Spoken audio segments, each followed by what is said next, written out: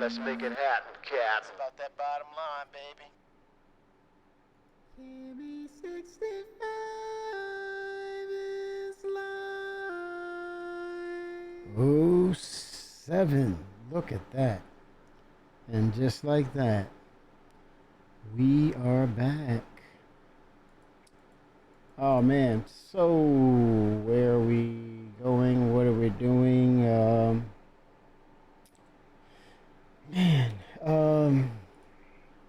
Latest news. What are we talking about here?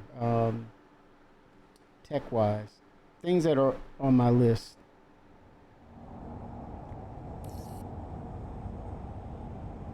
Fun things. What is it? Vulkan will be tested for about what, 4 hours, I guess. Tech preview. Kind of see where it is in regards to what it will do on the network environment. I wonder, because it's Monday, what, CDT time, 11 a.m. I believe, on a Monday. That way they can do small sample, get a small sample of it.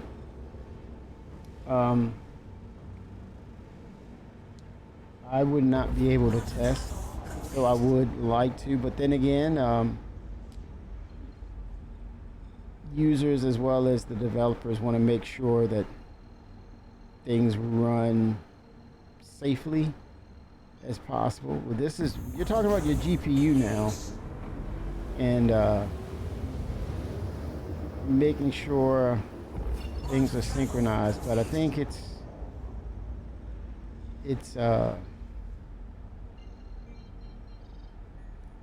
one of those tests that needs to happen. Not necessarily sooner than later, but we're here now. We're finally getting there, where we're getting core features.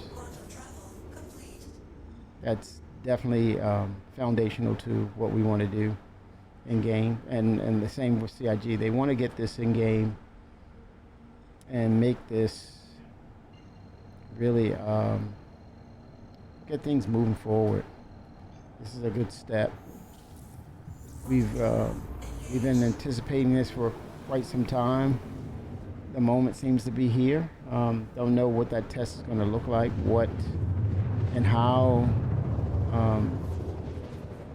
the reactions will be in regards to the client side.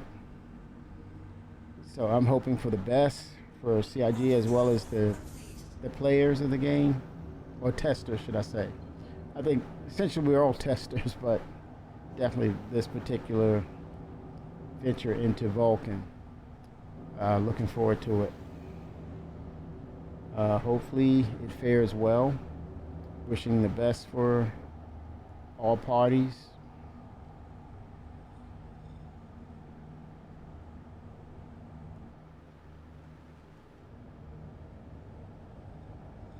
Exciting news, in a sense.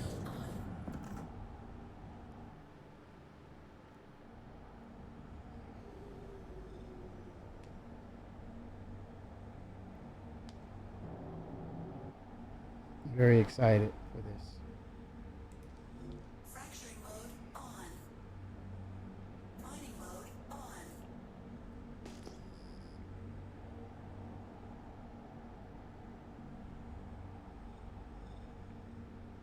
I'm thinking, this is speculation, but if it goes well, we could very well see that added to 4.3, potentially, or 4.3, once it goes live, 4.3x patch. But if it goes well, I could see them very well. I could see them putting it on the roadmap and the updates to 4.3. And it was, I think we were also looking at 4.3 and said, well, there's room for more features, which is good. I mean, since as when you look at the roadmap and you see that, potentially there could be other things added, and here we are. Monday's test with Vulcan. But it was something cryptic. I wasn't sure. Well, let me see here. In regards of the message, they're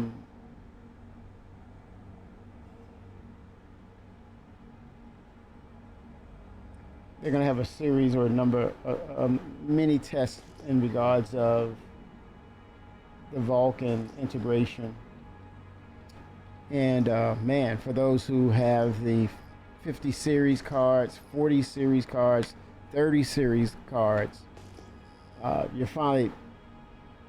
finally see some things really start to happen. And when you talk about optimizations, you're talking about utilizing your cores, utilizing the cores in an efficient way, that when you play the game, you'll see you should see a substantial uptick in your frame rates. I mean, this bodes well for FPS, features in game, as well as potentially the flight model itself. A lot of things potentially having a ripple effect that's very positive for the playability of Star Citizen. And points of interest landing zones could get a serious bump in performance through Vulcan. So it's exciting to know that things are moving forward in regards to the core, the engine itself, and how it will actually work and give us better performance overall, possibly even stability. A lot of possibilities.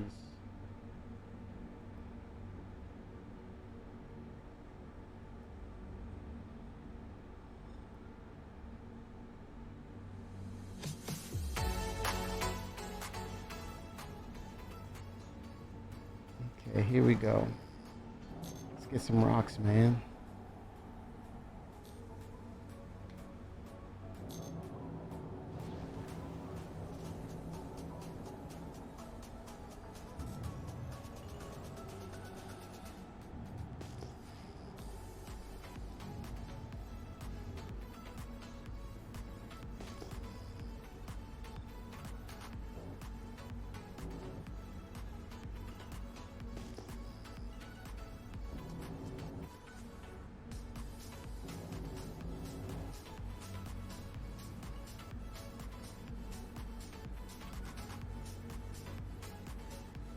Oh, oh 07 Cap.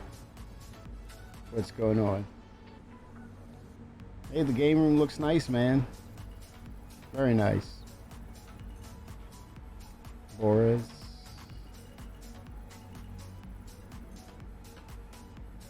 Oh, junk rocks, junk rocks. 48% gold. Impossible.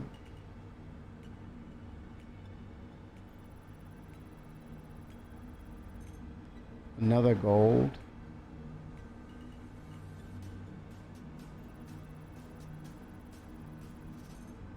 Boris. Okay, these two. Well, this is the challenging one. It says it's impossible. Whoa. That's a sliver.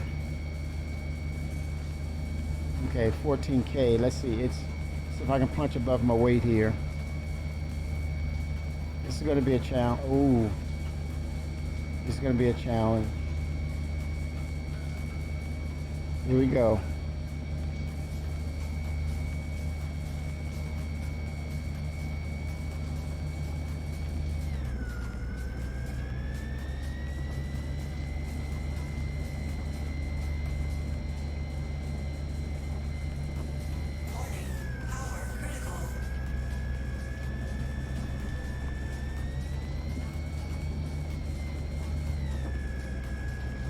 Oh, I am operating like a pro here.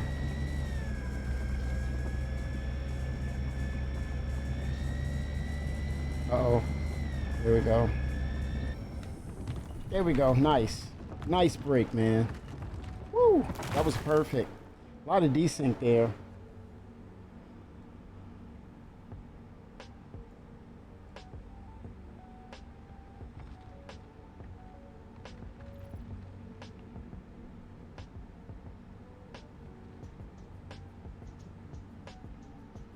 Holy smokes! Is that the you said Fleet Command? Is that the mobile game? Is that the mobile Star Trek game?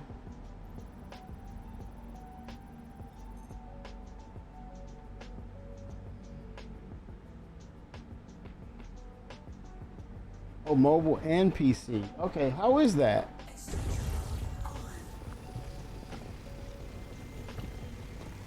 Yeah, I noticed it on the mobile phone. I'm like, nah, this can't be good. But there it is. That's the assumption I had, and you know, and that, but then the curiosity was still there. You know, I said, how good could that be?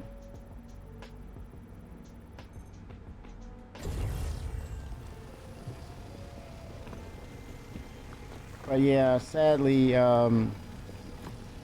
it's about keeping things in perspective. It's at the end of the day, it's a video game, and you're supposed to have fun, not that situation.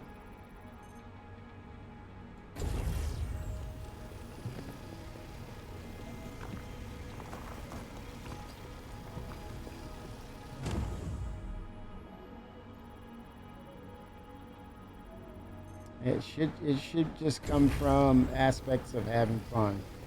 But unfortunately, we get in our own way. We trip ourselves up. Unfortunately.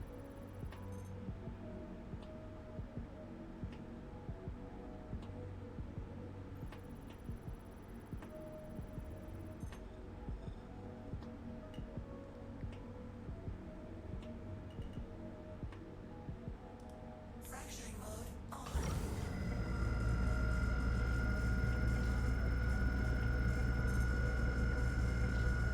Oh yeah, that's shareholders, and yeah, they get their mitts on it. They get involved in it. It's literally game over. Pony up those quarters. It's not really about the gameplay or fun. It's about the business. And some of the better game companies can mask it. But they keep they make sure fun is on the forefront. Quality put into, you know, the business model, and then it'll take care of itself. Unfortunately, the greed gets to the forefront, and the quality is not aligned with it, and that's why it won't last for long. When it start getting to the point of, you know, it's, yeah, when you're not having fun and it's a video game, then it's something else other than that. You lost the perspective. You lost the message.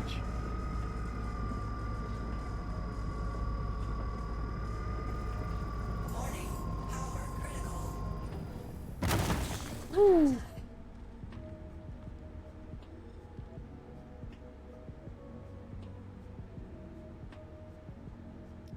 Yeah. It's Extraction mode on. the reality of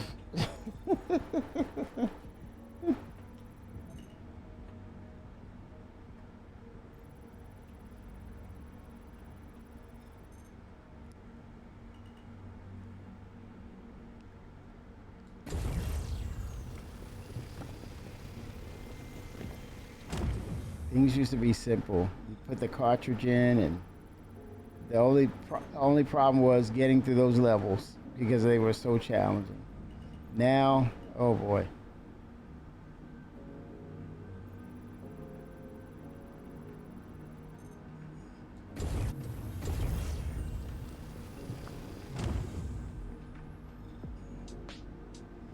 But yeah,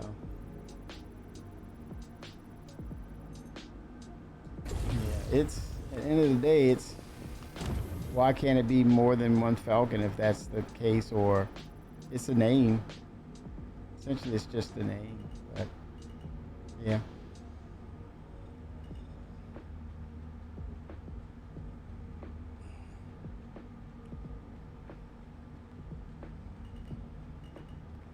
But yeah, I mean, I'm excited about this this test that's going to happen with the Vulkan technology. Hopefully we'll get to a point where Fracturing mode. things smooth itself out as far as how the game functions.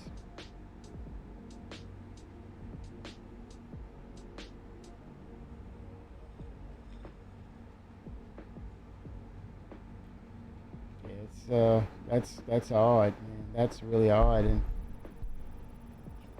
that just says people are really detached from humanity, in a sense. What makes humanity, and becoming so insensitive and disrespectful. It's ridiculous.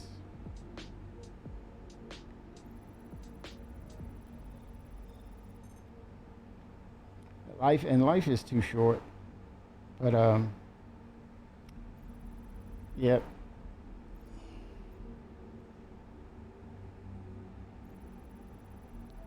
Time to stay on the positive end of things.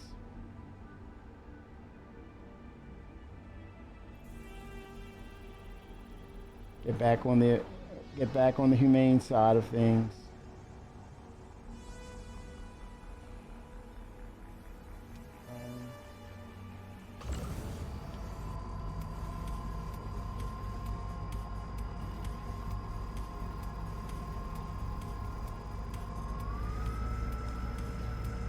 But I don't know, it's August, September. So we're well ahead moving into the SITCON development cycle. I think fast forward for CIG, I think we're going to see some pretty cool ships. There's been some leaks on one of the new ships. But I'm really curious as to what CIG is up to for CitizenCon, what that may look like. What could be on their radar for, showcasing what's coming. But talking about ships, man, I would love for them to announce the Crucible repair, crafting, repair. I think that sets us forward with the foundational game loop that we really need. The announcement of the economy system, hopefully, once we get Nyx valid in the game, the economy system should be one of the things that will allow us to play the game the way it was designed. Upkeep, maintenance of your items, crafting them to bring them back into a serviceable function place. But like you said, just let the developers do what they need to do to finish.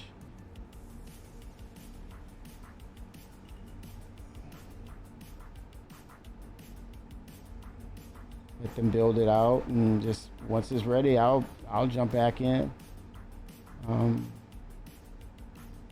Play it from time to time, and if I see some things I like as far as development, features, ships, yeah, I think I'll make a purchase. But it's all on CIG. Fracturing mode on.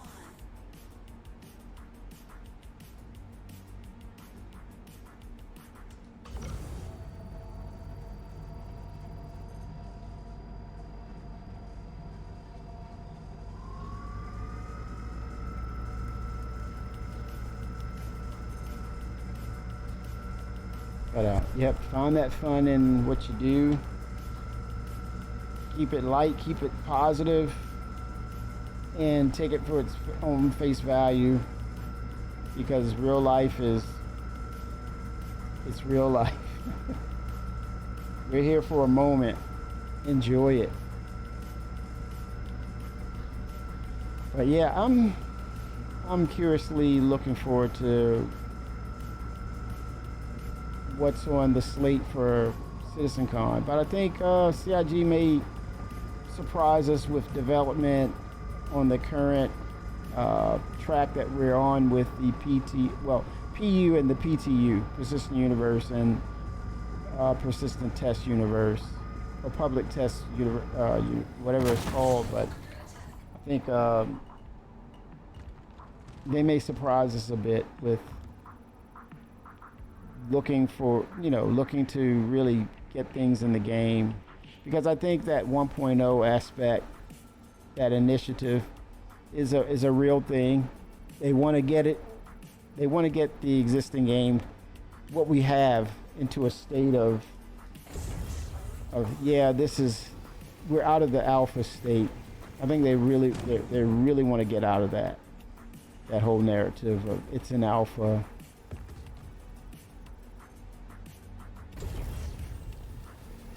But yeah, it was a pleasant surprise to see them drop that little bit for Monday. I almost wish it was for the weekend, but again, they've stated that there's going to be, what is it? What's the statement? 2 tech updates, Vulkan and F. That's a very, very interesting one though. They're mentioning FPS, first-person shooter AI integration improvements. So that could mean better gameplay. But here's the thing. You only can get so much out of the AI because of desync. So that what I'm thinking and what makes sense is PU. What makes sense is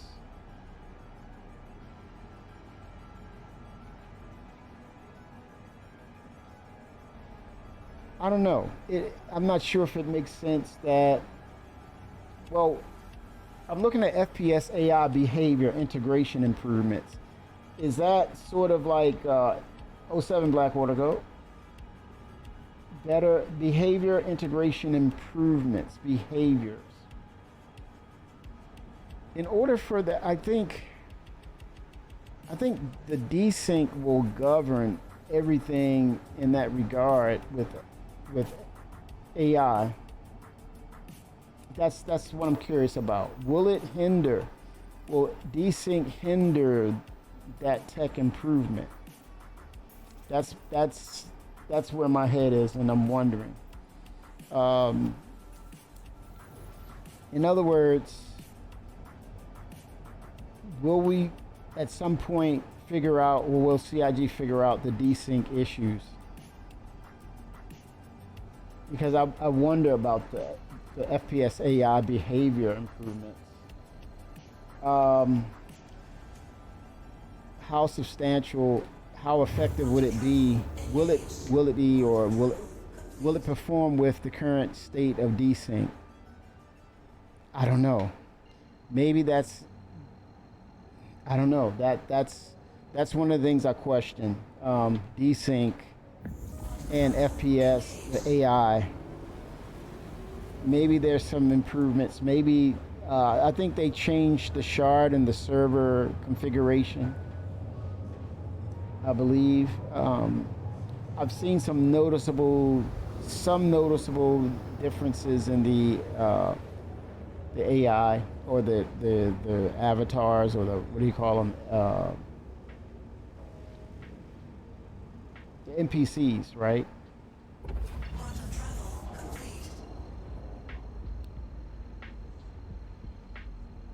But I would think they would need some massive improvements. But then again, it's probably right in front of my face right now, due to, or with the usage of Vulkan and utilizing the different multiple cores, that could help FPS. It could help AI behavior. It could help alleviate the bottleneck. So it sounds like there's some sort of relation between the two. Quite possibly, right?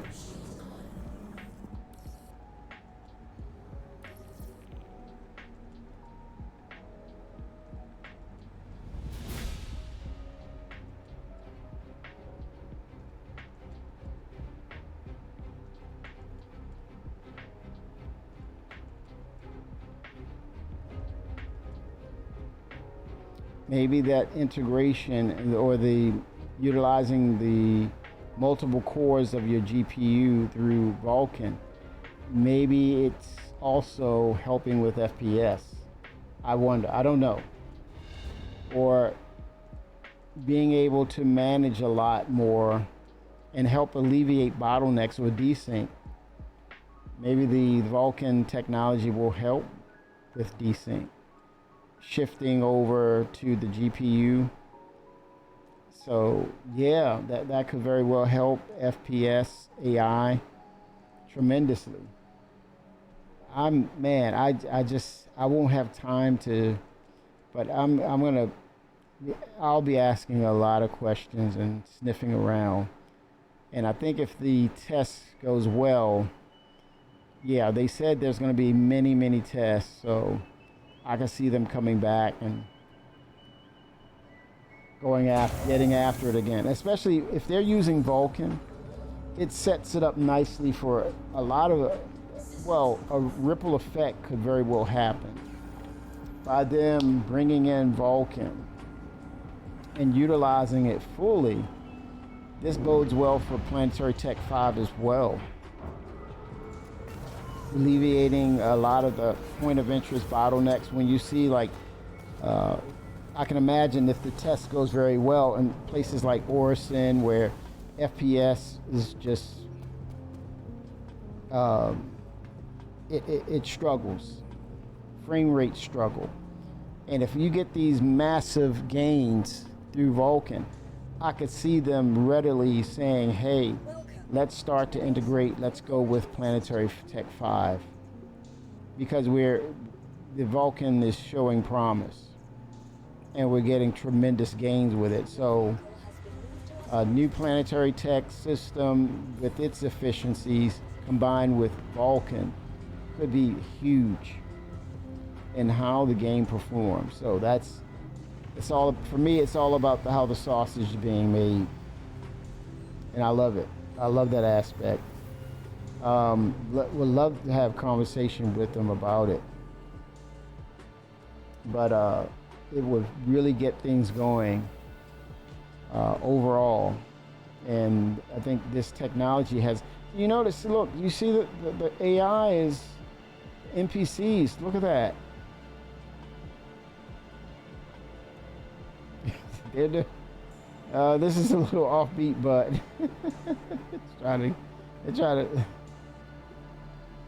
it's struggling a little bit, but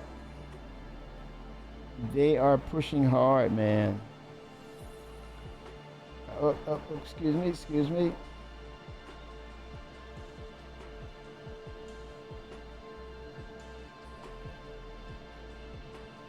Pathfinding, interesting.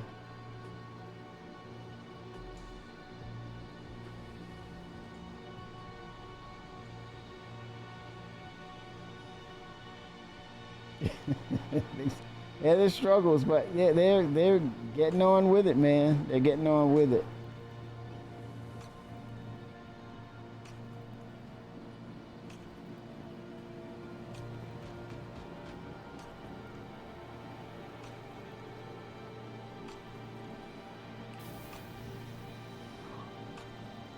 Oh boy. In the meantime, I'm gonna just play what's there, play what's available, keep my head to the ground looking and seeing what the development is.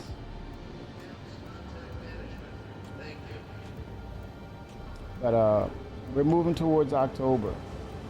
I think it's the 11th or something. It's like a Saturday.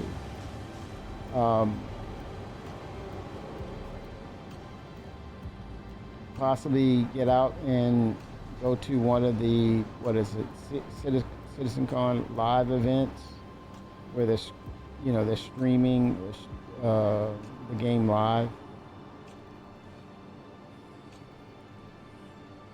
Okay, 5 hours for that.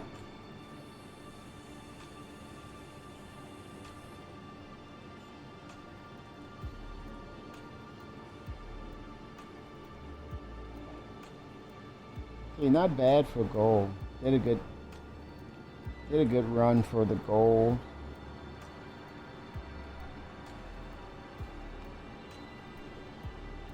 Have those working. I get a 0.77% bump. Exolite 2%. Which is nice. Quantanium at +3. Very nice.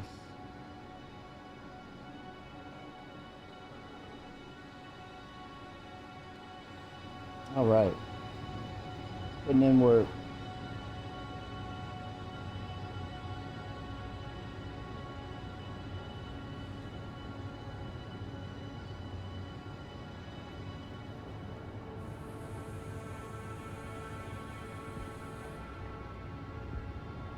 This is their first test on these two aspects, FPS, AI behavior, and Vulcan. And there will be plenty more. Now, are they specifically saying those two features there will be plenty more? Or are they saying there's plenty more of core tech improvements to the engine? That's what I'm trying to figure out. Best crop duster. But maybe this opens up, the FPS AI behavior.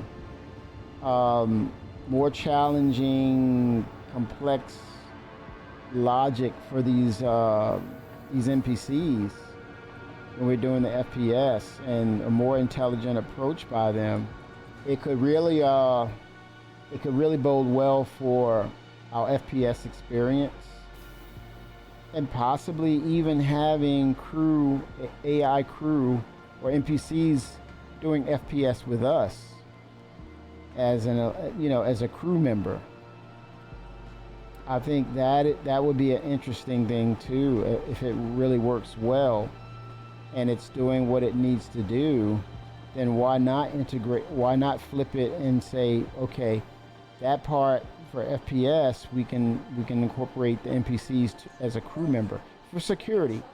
I think that's multi-crew aspects that's hidden, that's hiding in plain sight. If they can integrate this and they see marked improvements of the FPS AI behavior, then you flip it and you introduce that to boarding parties and security on the larger ship. You can actually start to integrate the multi-crew aspect immediately, and that would be hiring AI or NPCs as red shirts. Got that? Saw that little joke.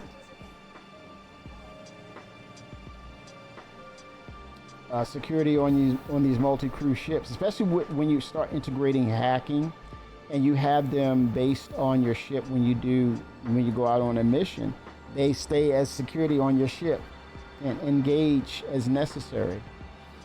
And then I think when it comes to traversal, at some point they get to do traversal, meaning fly your ship. They could fly to another location to get out of trouble, and you rendezvous with the ship, or they come pick you up. That would be amazing, but that's neither here or there. That's theory crafting, where they're nowhere near that. But I think that other aspect of, if the FPS behavior is spot on and it proves to be very viable, and it goes well, you can immediately integrate and start that process on crew membership, AI NPC crew membership, security immediately, or at least research and develop it in a way where that'll be an aspect of multi-crew. I think that will get people excited.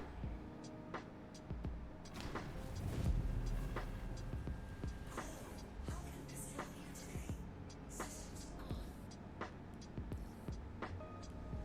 I think people are still playing the game. They're kind of understanding what's going on with the development. I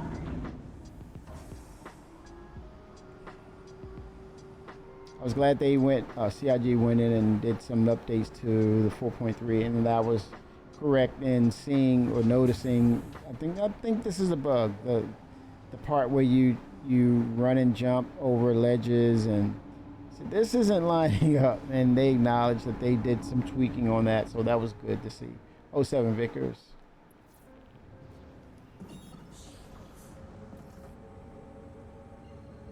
Yeah, but it looks like we have slight movement. We got a little bit to be excited about with the new Vulkan integration and FPS AI behavior update.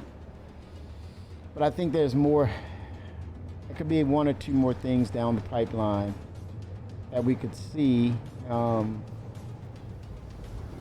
man, how cool would it be to have Maelstrom or that announced? But crafting, I'm hearing that buzz out there that crafting is coming sooner than later. But the thing is, what are we crafting exactly? My guess would be, if I had to guess, or let's say, or what would the wish list be? I would say the damage and repair, all aspects, maybe, or have it start with armor.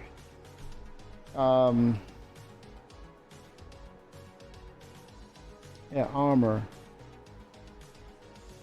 and utilizing crafting to bring it back into a workable state, maintenance on it, and then it should just, at some point, that's going to be a process for all things that pertain to not just your armor, but your ship, your components. But here's the question, though. My wish list, was for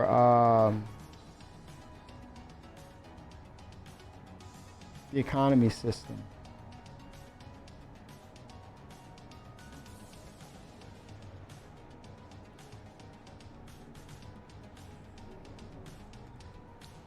Will that supply and demand should be integrated with it. That should be a thing. Changing the values, but the more systems we have, then they can actually call for, hey, I need these supplies. Especially when you get to these locations that you have ship manufacturers that reside there, then they could really go into, hey, they could tie the metrics in of, hey, this manufacturer's ship was destroyed. It's a Crusader brand. Or if it was a, let's say Magna was online, that's a Drake brand. Terra is coming. I don't know, maybe Origin will be there. And so those brands, you would probably see a circle of life with the economy system, and wherever that chip manufacturer's system would reside, whatever system they're in. That was a couple of examples. Then you might see an uptick of behind the scenes. They'll get metrics of how many Crusader ships were destroyed. So there's probably it should start a demand process. Say, hey, I need these elements, these minerals, these metals here at this location because X amount of manufactured ships was destroyed based on this brand, Orison. And so now all of a sudden you're scrambling via the mobiGlas, you're looking at commodities. And it shouldn't be an alert. I don't know, should it be an alert? No, I think it's about you putting in the work and finding, hopefully using the mobiGlas integration, and you're checking the economy, and you're looking at these supplies and demands, and you see these high upticks for these these pieces of minerals and metals that were not really expensive, and you see where the you know the the buyout or the purchase of it, they're offering to purchase at this rate, and you look and you see the place of origin that's asking for this, and immediately you go in and you start mining for, or you start collecting the materials and get it over there. And I don't think it's a thing where it's almost like it's a fast moving thing. It's more of a, it takes time to fulfill that number, I think. I don't know if they're going to cook those numbers to kind of make sure it's a slow drip as far as the supply and demand. But then, this recent event where we're showing how quickly can you move product, I think that gives them a really good metric when it comes down to, hey, I need conundrum. How fast can you get it there? How much quantity of it can you get there? So, in other words, they would have to keep it to a trickle where everyone is scrambling. But then you look at the front and back end of how do you make that a challenge? Whereas, based on the numbers of how many people are, they look at their Moby and they're, just like the mission where it was like the race for the supply run. So CIG will have to set it up in a way that supply and demand is on the piracy's radar. Pirates are notified, or they are aware of those commodities. So they start camping.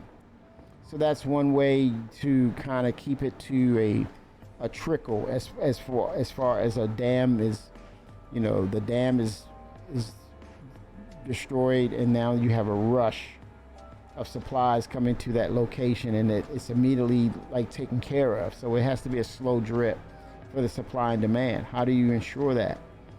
Piracy, they get notifications, or they look at the commodity glass, Moby Glass / economy app. So they're camping.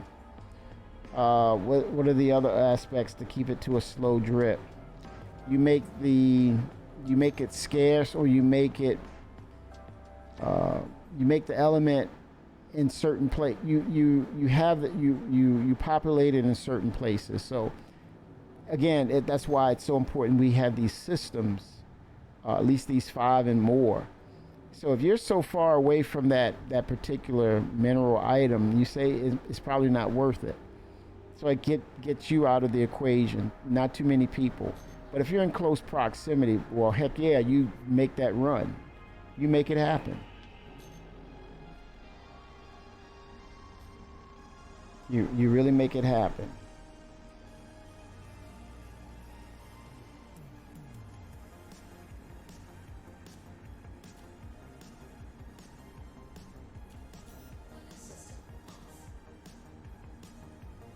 And so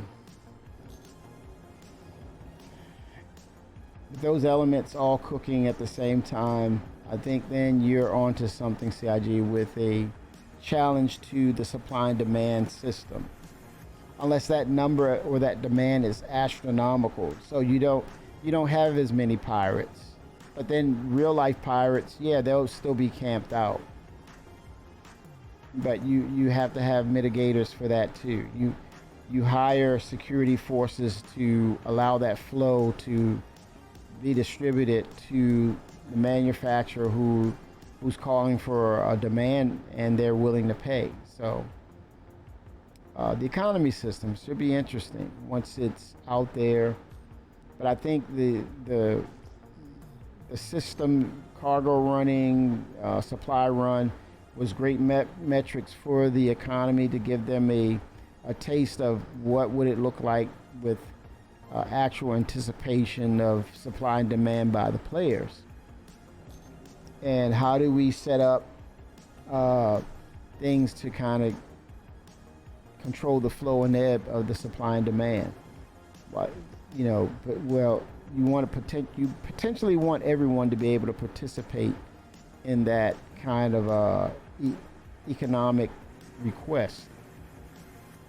So yeah, that's going to be interesting how it plays out.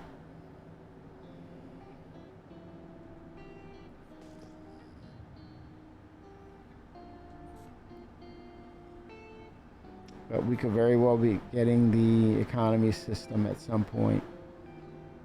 End of year, maybe first quarter. But it only works well if you have a number of systems. And I can see that I can see it aligning with 1.0. And if those systems potentially coming online, yeah, it bodes well for a nice economy system to start working. I think they already have the groundwork laid out. It would shock me if it still needed development. I think Tony Zorvek did all he was supposed to do. He finished it. But I'm sure if there's some things that comes into question or there's a need for his expertise, I'm sure he's going to be there for us.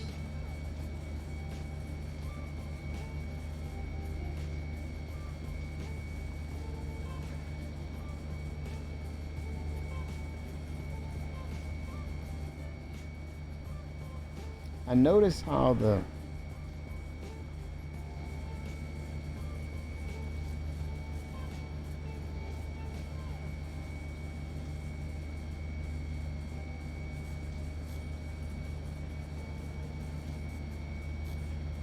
Warning. Power critical. Warning. I wasn't paying attention. Kill myself out here. Just looking at my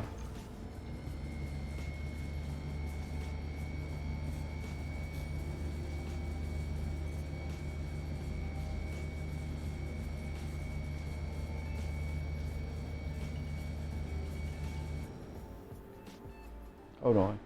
Let's see if I'm coupled or okay, I'm coupled. Yeah, it just seems like the flight mode is gravity is taking over. I might have changed some things like gravity compensation. That's what I did. I took that out of the equation for my ship. Guess it adds a little bit of realism to it, right?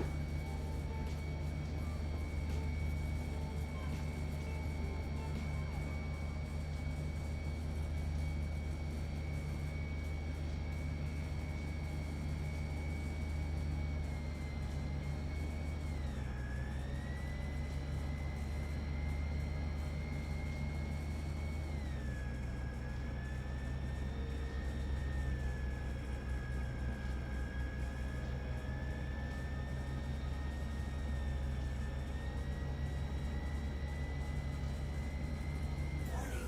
Power critical. Desync in the rocks.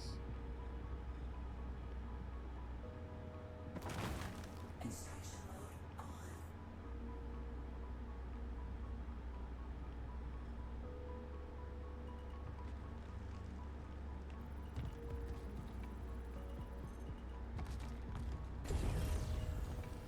on. %37 gold. I'll take it.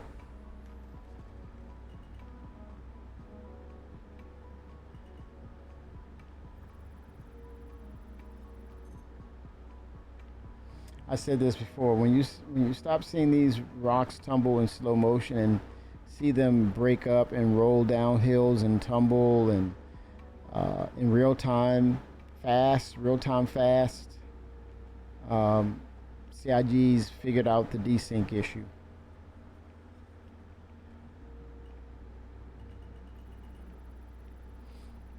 It may not be as much of an issue as we think. Maybe this is them in the testing phase, not willing to or not wanting to call up a certain number of servers to ensure that desync is low, super low. It could be the case until they are ready to go with 1.0, because I think Chris said something that was it raised eyebrows a little bit listening to him. He said that's when we'll go to a wider audience. So 1.0, it could very well mean that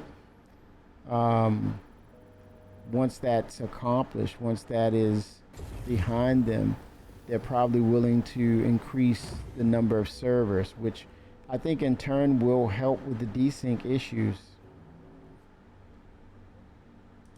Fracturing mode on.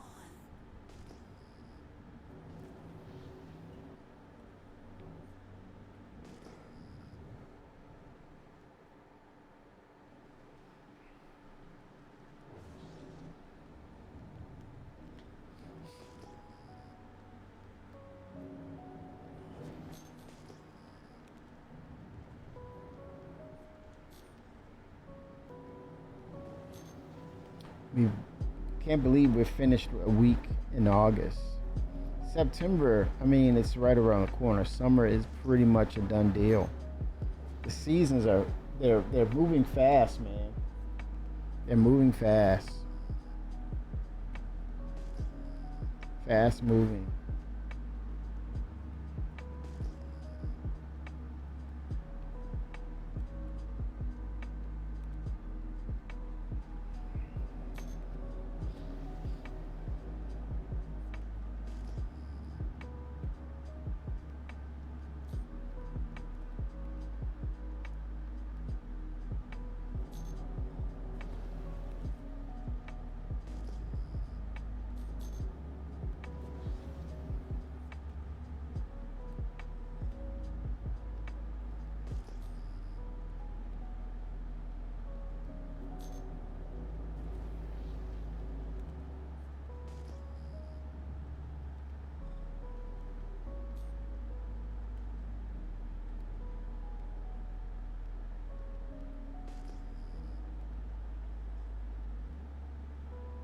Lurking and working.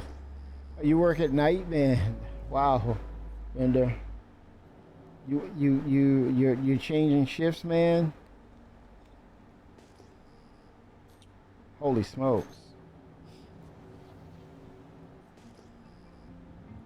Working, lurking.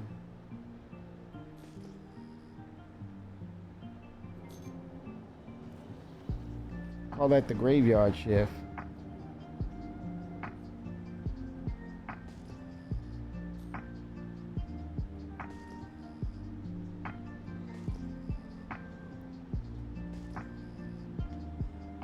So, I don't know, Bender. I'm sure you probably heard the news. CIG is going to start integration of Vulkan. I think that's. I think we even can't wait.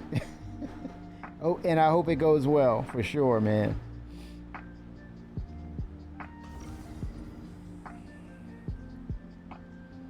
That process took some time, you know, and I just, with the time spent on that, oh, that's a 40K rock. I just hope that that time was spent well. The test will go very well, which will bode well for us to get it sooner than later. And it opens the door for a lot of other things to happen. Potentially Planetary Tech 5.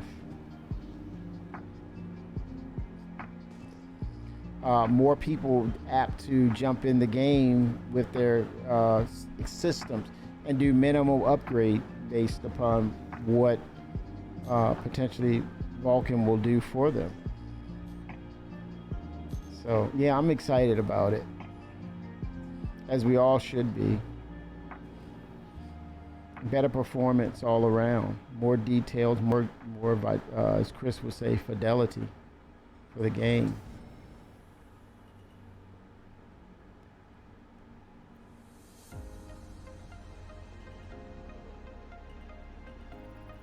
I really hope it goes well.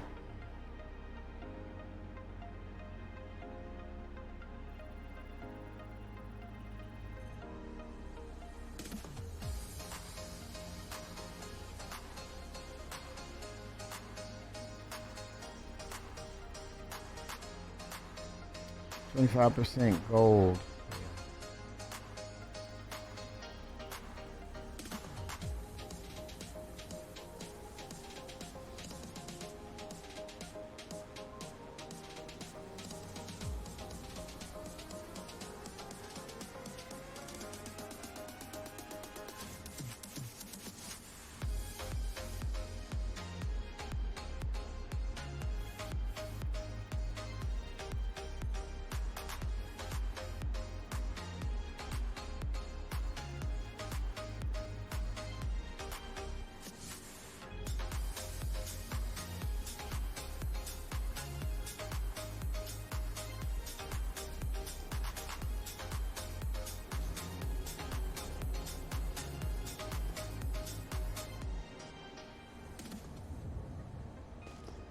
All right.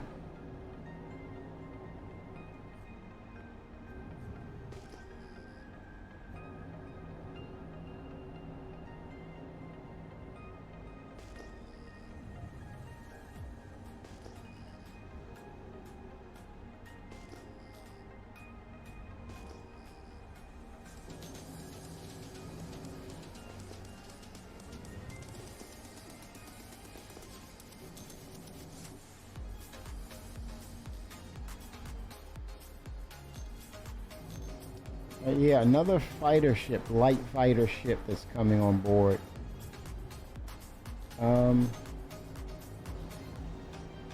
Interesting.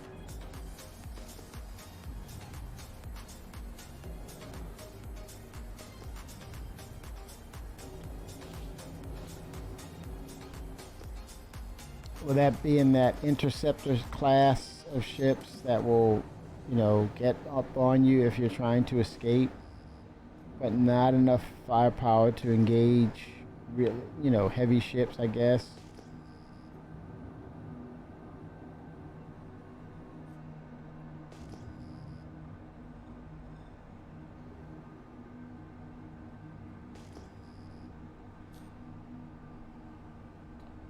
Okay, let's see here.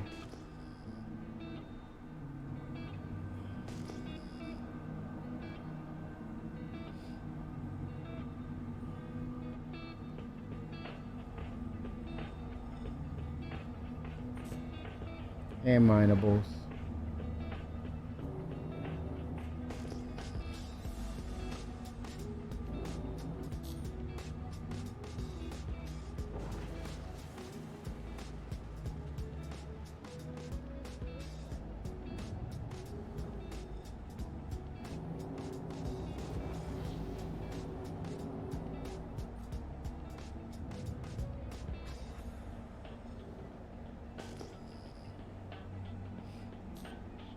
Right, let's see here.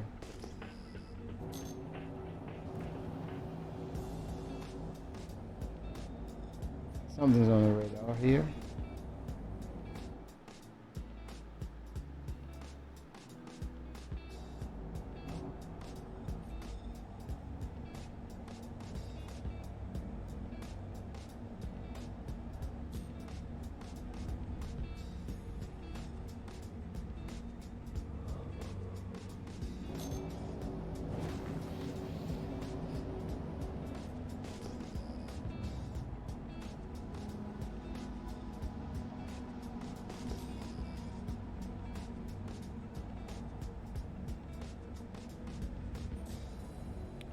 Here we are. What do we have here? Nice. Positive Nice.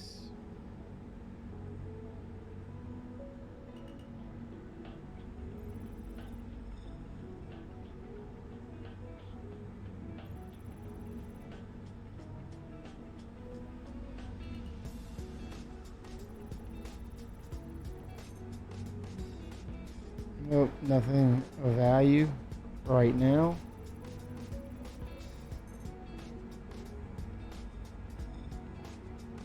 Clusters are more likely the same. They get one all ball or two, but yeah, it looks like it's pretty consistent so far.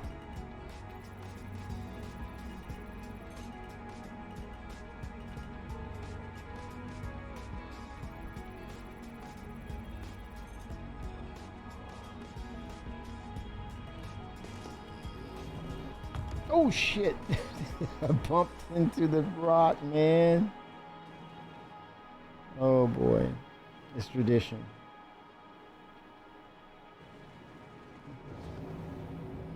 It's coming out of my paycheck.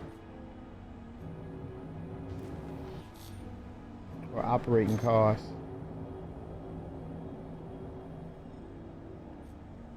Oh my god.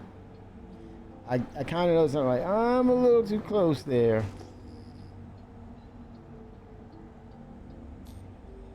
I'm not using gravity assist.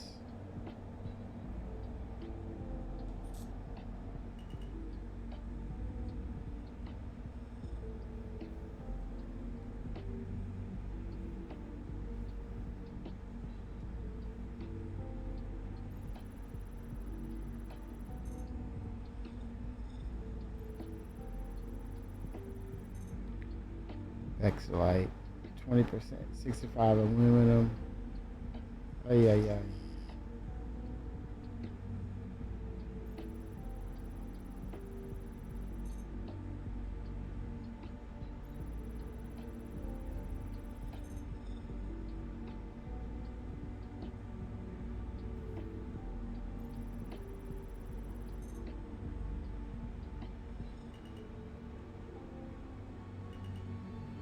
%45 Terranite though.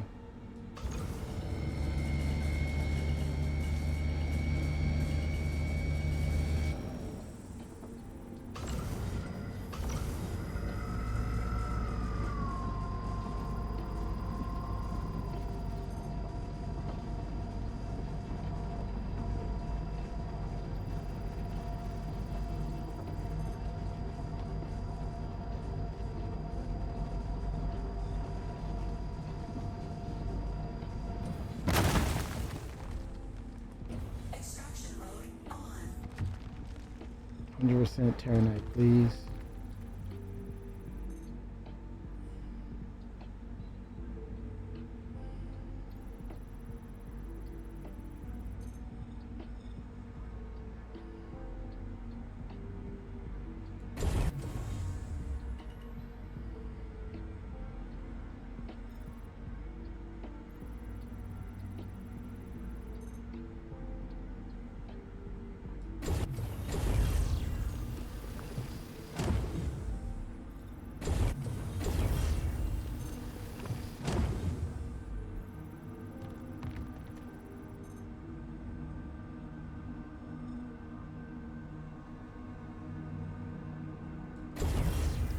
%65, not bad.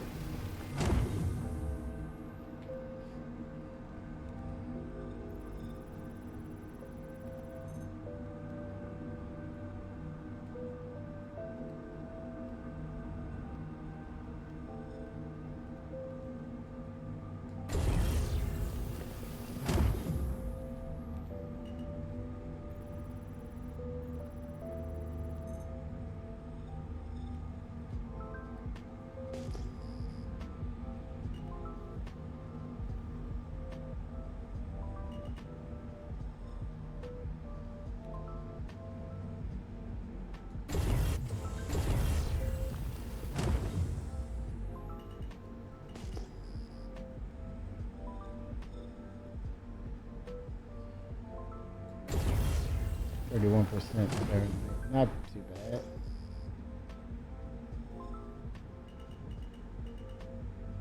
Damn, son, you just hit with the wow effect. 07, thank you for Deluxe One, Deluxe One. 07, thank you for the follow. How are you? 07 to you. Appreciate that one. Startle the hell out of me. Thank you. Appreciate it. 07. Wonder if you're playing the. Do you play the game, D? Oh no, you're good, man. Please. I do crazy hours, so forgive me. You're all good, man. Do you play Star Citizen, or what? If so, what's your go-to ship, and what you play? What do you do in the game? Fracturing mode on. I wonder how long you've been backing the game, if you do back the game, or is something you're curious about. I wonder.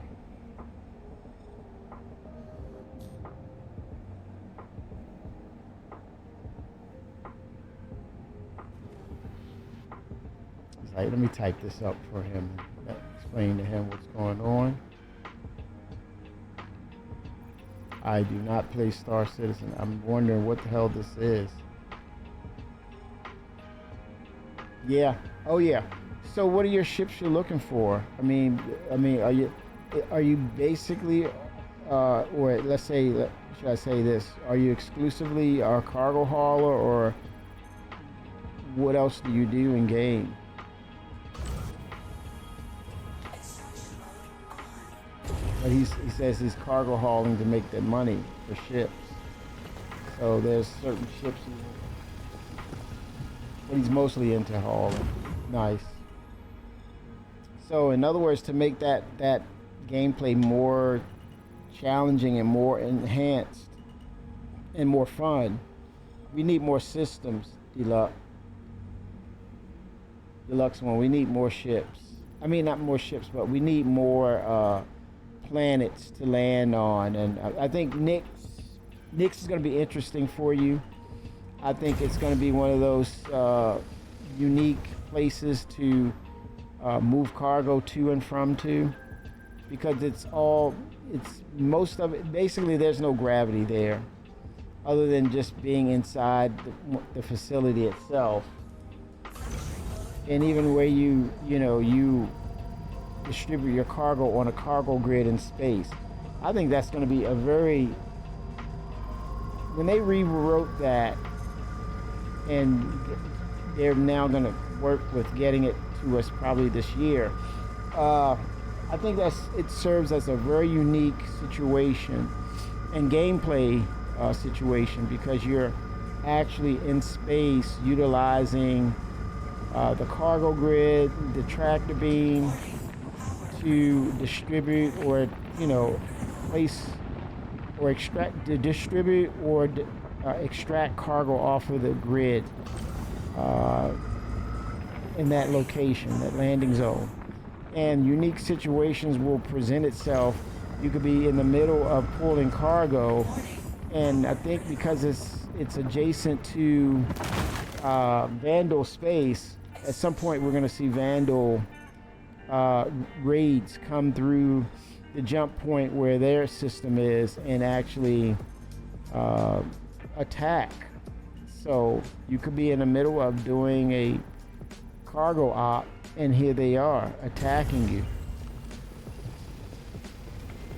Going to pose for and I think supply and demand may incentivize you or just want to pull you in, and yet the reward looks good, but the risk could be even higher. So it's going to pose for some very interesting situations. But I think when it's said and done, as we expand and we get more players in the game, what's going to happen or what's going to need to take place is security details, actual people flying around, performing security details, helping people, possibly even making profit off of it, wages from it. Maybe like with our insurance, we're taxed. That taxes will go to a fund to contribute to people who run a security detail, run a security force. And I think that's another thing we don't talk much about. We talk about PvP so much and what that means for the game, which is kind of awkward because we're still in development. But I think one of the things that we're totally we're totally not really looking at the situation properly. I think it's going to pose well for people who have these orgs that do actual security. Similar to the med runners who perform services in a professional way right now. I think when we get more systems in, better gameplay overall, meaning low desync, and we get the new flight model, you're going to see security details. We get dynamic server meshing. You're going to see more players in the game. So these security orgs are going to come to the forefront to kind of balance things out. And it may drive a lot of the PvPers back into Pyro due to those patrolling security forces. But I think at the end of the day, when it comes to an op and you're doing risky things and you don't have the proper personnel for your op, then I think the reward and the risk both have to be emphasized. Yeah, you cut out the middleman, there's going to be higher profit for you. But if you're just rocking an industrial ship and you get attacked, then you should have understood the risk involved. And I think what's going to happen is at some point we'll start to catch on. Some of us will start to catch on and realize, hey, wait a minute, I need a security detail within my op. When I do things, I need to be able to have a security force with me. So when it comes to me, roaming around finding resources and things of that nature, I have a security detail part of my operating cost. And so anything goes down, they're apt to jump in or hinder the protagonist or the pirate until that individual can escape and contract fulfilled because they weren't destroyed. They were able to get out with their supplies and get to their next destination. Oh, that sounds really interesting. Any idea when Nyx will make it in? And this is not a hard. This is not a defense. This is not like, well, yeah, it's bet on it.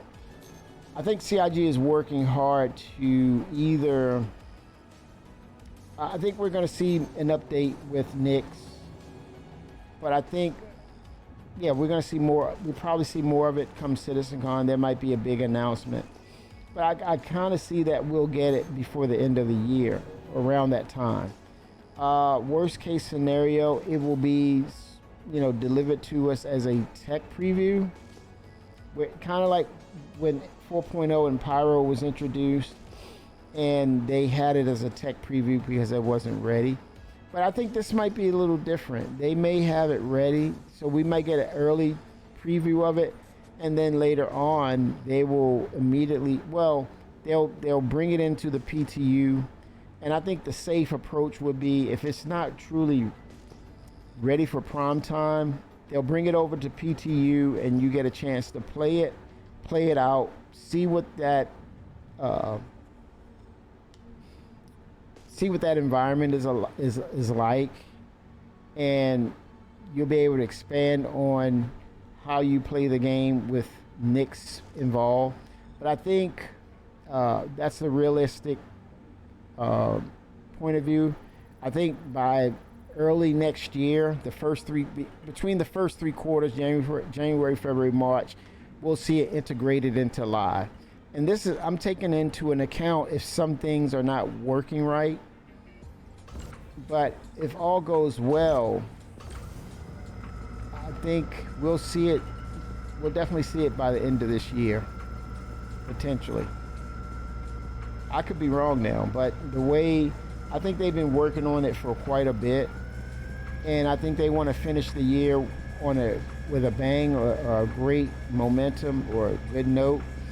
And especially if they're not going to announce, I was hearing, thinking, or the assumption was they're going to make an announcement at Squadron 42 at this year's CitizenCon.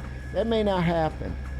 That they may not be ready yet, and so we may not get any announcement. So the best thing to kind of dodge past that would be bring Nyx out early than later, and then it would kind of keep the community busy, not focused on Squadron 42.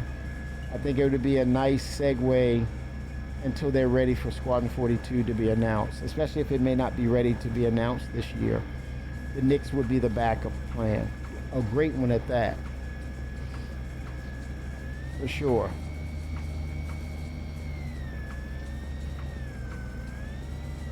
But yeah, that aspect of gameplay, it reminds me of that TV series, The Expanse. You had the Belters who exclusively lived in space. They live and died in space. And so it gives me that vibe of the Belters from The Expanse, that you're able to do business in space. And it's very unique. It sets itself off, that landing zone really sets itself off from a lot of the traditional locations where you go into an atmosphere, you're walking about, whereas you're taking care of business out in space. You're utilizing tractor beams, cargo grids.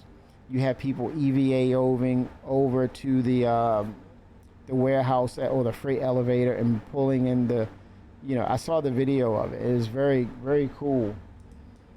But to do that in game, and you have that system that backs it up, and give you a neat and unique approach to what you do on a daily. It's amazing. It will be amazing. But yeah, seeing Nyx again, it was back in the day. It was at it was called Delamar, and I think it was just that planetary sized asteroid. And so when it was time for them to move it, they removed it. It was just for testing purpose for the most part. And so not only are you getting the landing zone Delamar, which is the landing zone Nyx, where it's at, but you're going to have the other, I think, 2 planets for Nyx. You're going to have a proper Nyx location, solar system. So, yeah, that would be tremendous with the narrative of them moving us to 1.0.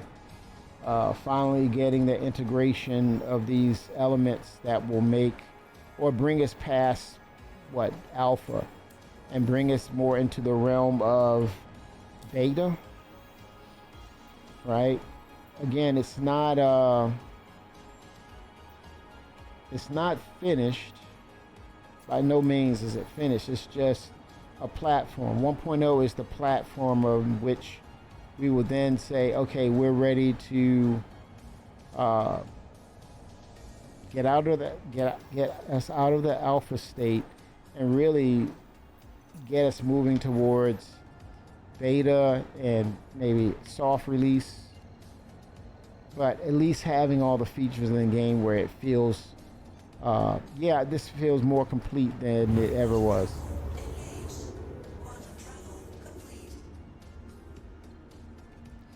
But I think a lot of us are going to be excited for the base building.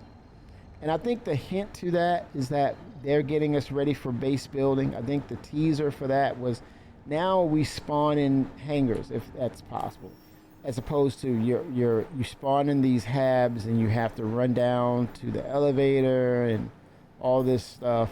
Now they brought that to us. That feature is when you go into the game, you go right into you're in your hangar, and that's the closest thing to saying, what if that was your base? So they're kind of teasing us. They're kind of looking at what does that look like when you spawn into the game at your home proper, right? So the closest thing to that would be the hangar. So it's kind of like a tease or setup to, at some point we're going to see base building, and that's what you expect when you build your base, or when it's finished. You go on a mission, you go into the game to look for a mission, you spawn at your base, right? And then when you go to log off, of course you can log off at these various landing zones and such. But to really make the trek like in real life, like you're going back home, you take your ship, fly to your home, land, and you come out of the game, and then it's like the next day you ready to play again. You wake up in your hab. So I think that's a hint.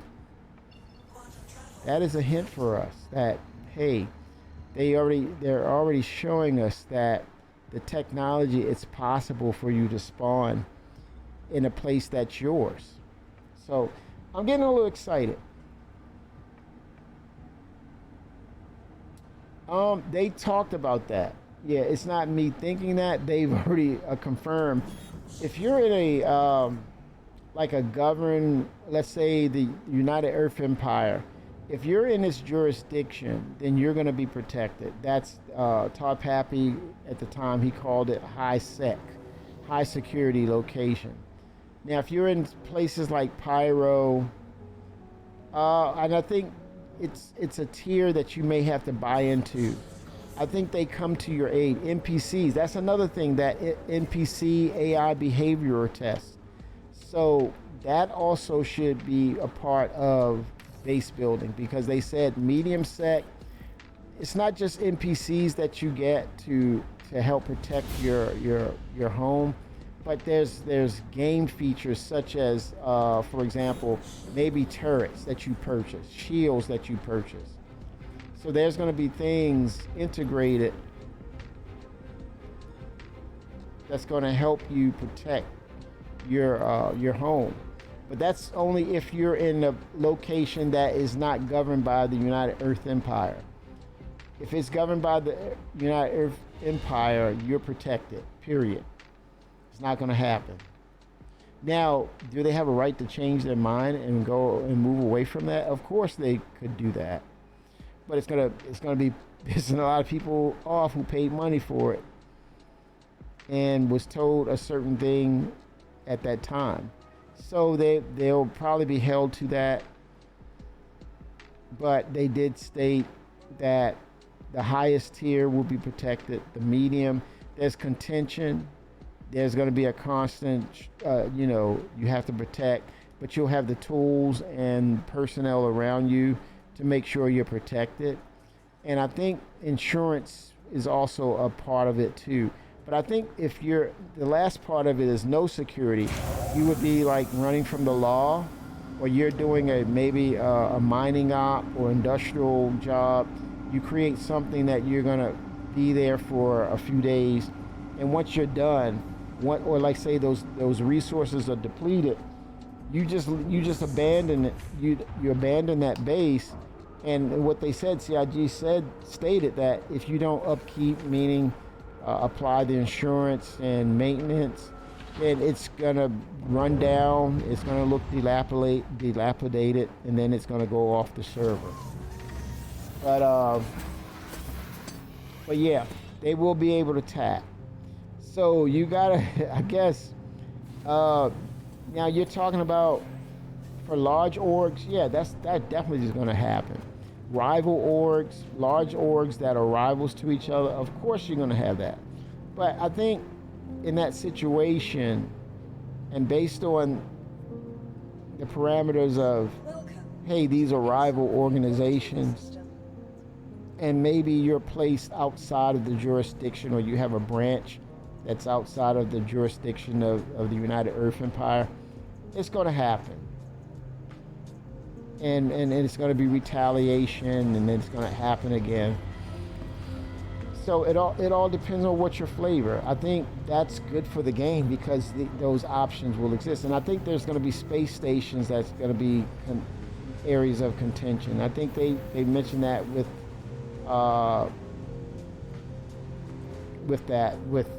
bringing that into the game, and it's areas of contention that you have to fight for to make it your own. And it's going to be a thing of you want it at that moment, but it's a constant grind of making sure it stays safe.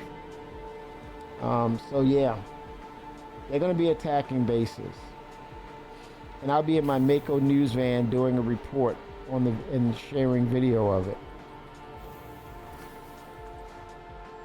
Might be my last video in that ship.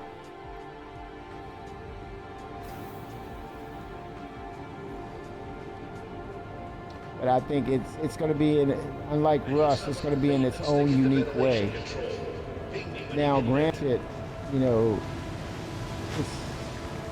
don't know if there's a when tied to that. When will it come out? I couldn't tell you. But I'm sure if it was ready, they would slightly hold it maybe for an event. But yeah, if it's ready, they're dropping it. So it's quite not ready yet.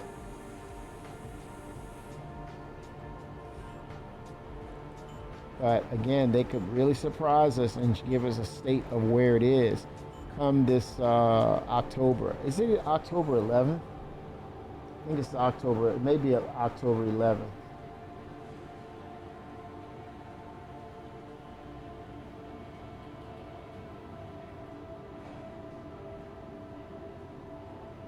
Definitely, that's a Saturday. That lines up to be a Saturday. So yeah, I see that happening.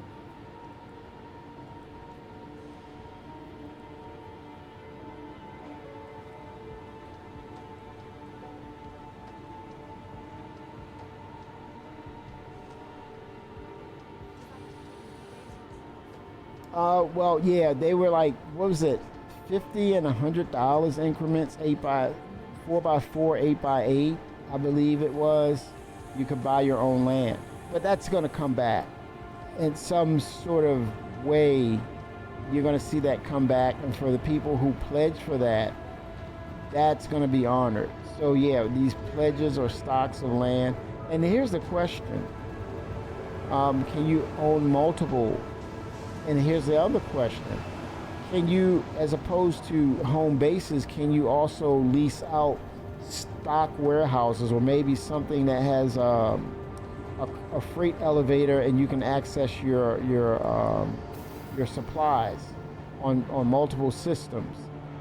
So do you buy that with real money if you needed to, and it never goes away? Would that be something you would want to purchase? I would probably say yeah, because you have the hoarding nature of collecting something that looks cool and unique. You're going to collect it. CIG has shown us that they have shown us that we do like these shiny new things, and that's unique. We want to store them. We want to keep them. So yeah, the question would be, along with bases, or if we can't do a certain number of bases, can we also bring in freight elevators with warehouse stocks of items? Because I think you can hold so many things or items. So I don't know. That's going to be an interesting thing as we get further into base buildings. We're going to see that conversation come to the forefront of players wanting multiple storage facilities or warehouses. And they would say, yeah, we should, since we got to travel to these locations, well, why not allow us to have something like that?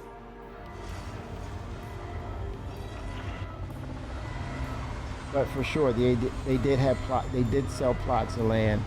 Some people laughed about it. A number of people laughed about it. Thought it was, are you kidding me? What are you talking about? And the people in good faith said, I'll buy it. And now it's kind of like people are saying, hey, when are you bringing that back? These are the same people who said, this is ridiculous. This is a money grab. And now we're getting closer to bases and repair bays, everything that comes with a home base. Kind of like Luke Skywalker when he was a kid on the planet Tatooine. And you had all those items and those components that came together to make it your home.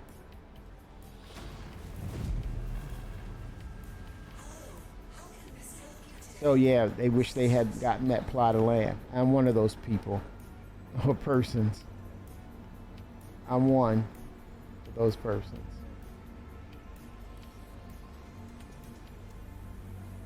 Hello. That's me.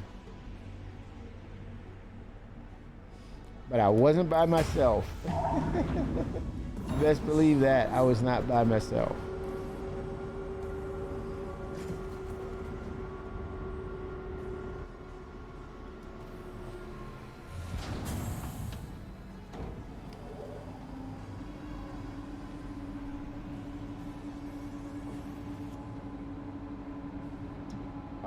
Favorite game loot?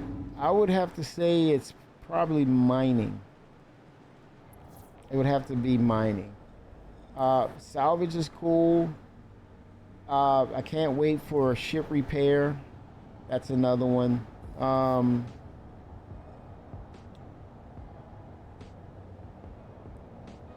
I've yet to really dive into cargo running, but I'm waiting for the ironclad. I could see myself dialing that in and getting involved with the ironclad as a means to haul large volumes of cargo and making a mint.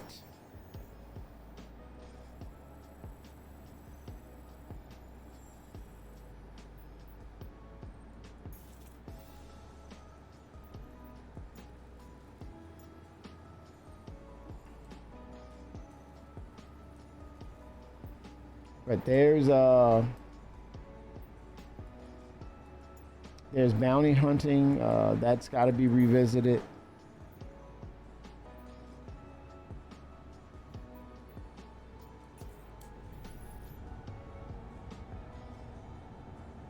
But yeah, I would say the two would be it's first mining because it was one of the first. I think it's a little more involved, and I think it's starting to pick up.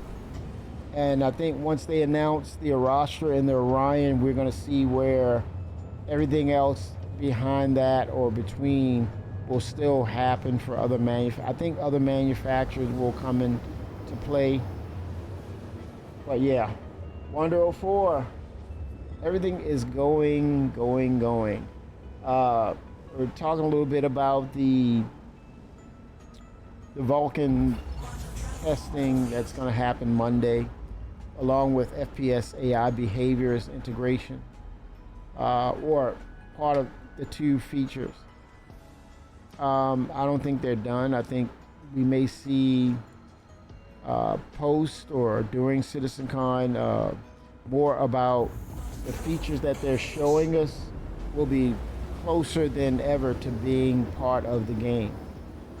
I think this year's CitizenCon will be about that. We'll see it, but then there'll be an announcement of when it's coming, and it's going to be sooner than later. I think that's going to be the ebb and flow of this year's CitizenCon, not something that's 2 years out, 3 years out. I think they really want to get the 4.3 number closer to 1.0 than ever.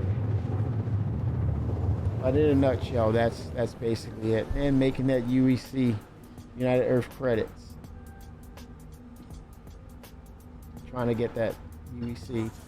I haven't done the missions. I thought it was still testing and some things had to be worked out.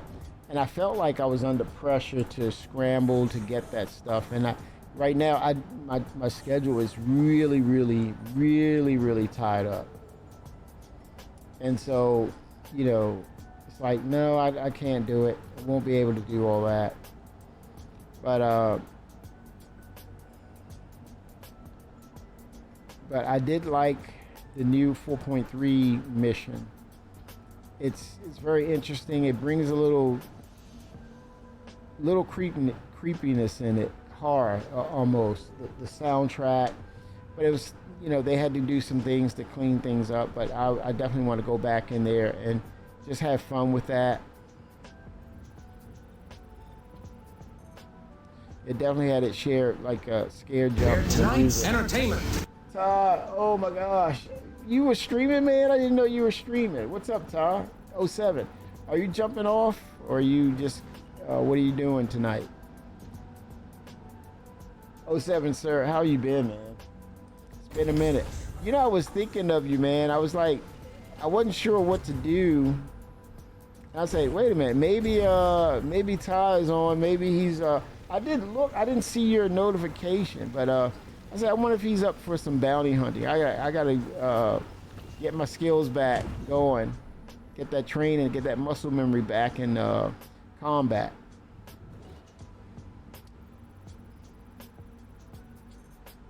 Yeah, oh yeah, don't abuse your dog like that. Don't. He's a pup. No, he's got a bond, man. Don't do him like that. So wrong, sir. Yeah, take care of your doggy. He's like, he doesn't even talk to me. He just plays this thing that's making all these colors on the screen. And I'm hungry. Oh, you doing some mining? What? You were doing mining? What's going on here, man? I thought you were probably doing some FPS or running bounties. What has gotten into? Who am I speaking to? Who is this person in chat? Oh my gosh. Are you excited about the Vulcan test, Ta? Monday. No.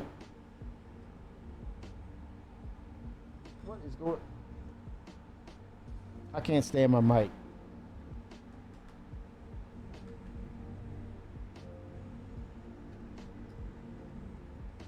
Is it working now? Yikes. Yep, they're the worst, man. Audio, the bane of my streaming existence.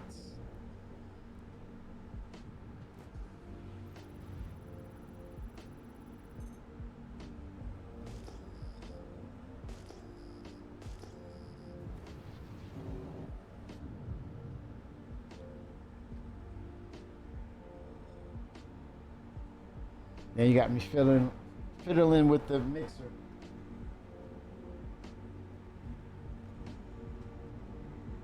Okay, it must be working now, right?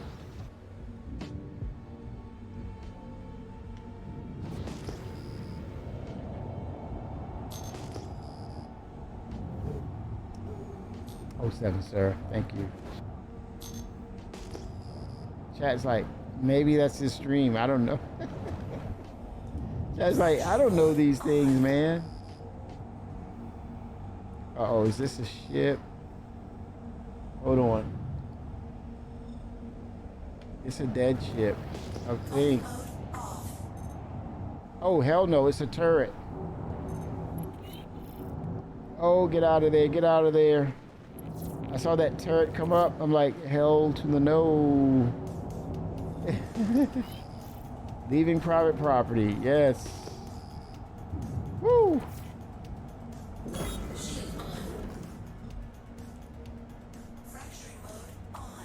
Wow.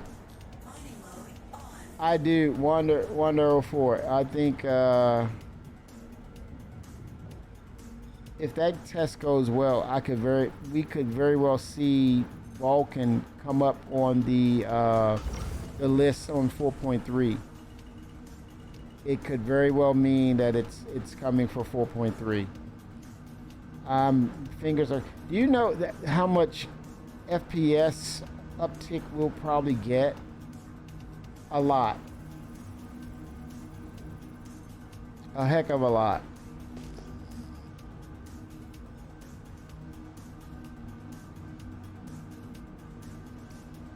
Yeah, not only that, I think I've said this, when we start seeing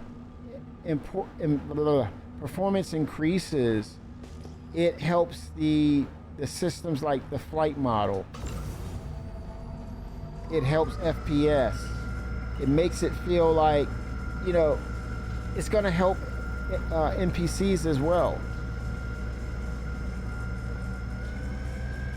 Man, I just, that's a 51K rock. Yeah. The fact that they're actually dropping it in, and they're said that this is one of many tests. That means, yeah, they're gonna drop it in 4.3 at some point. I mean, if it goes well, and 4.3, we won't see it until maybe 2 or 3 weeks from now. So that could theoretically give them at least some time to at least get it into PTU for everyone. And then if it really cleans up well, oh my gosh, they're dropping it, man. They're dropping it to us. Changes everything. It does. Does it sound like it's in one ear now again?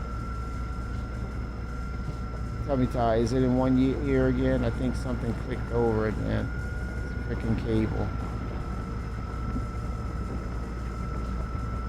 Yep. Yep. Hold on.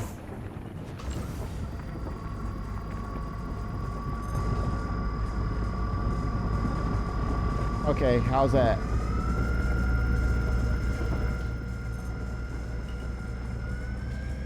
Better. Oh my gosh. I kind of halfway pulled the mic out with that other cable. I cleared it up, and then I was like, oh, wait a minute, I left it partially out of the input channel. Oh my gosh, audio is everything. Unsung hero.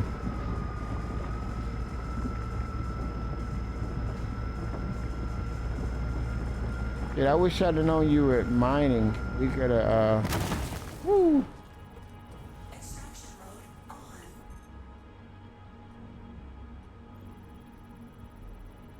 I think Bender works the night shift.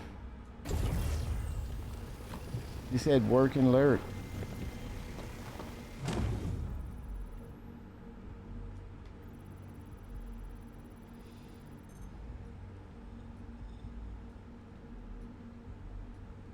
Oh, the end of the year? But they said there's a lot more tests that's coming. So you think they'll hold off Vulcan until the end of the year? But if it's all of it, if it's like the main parts, because they do have quite a bit, they have some of it already in, and I think this is the last of it. And if it goes well and it really shows that it is viable, there's no reason for them to hold it when you have, because look at, let's say they skip 4.3. You still have September, October is skipped. You have November and December. Yeah, I think I think we just aligned ourselves, Ta. End of year. Yeah, it's no rush. They have end of year. Yeah.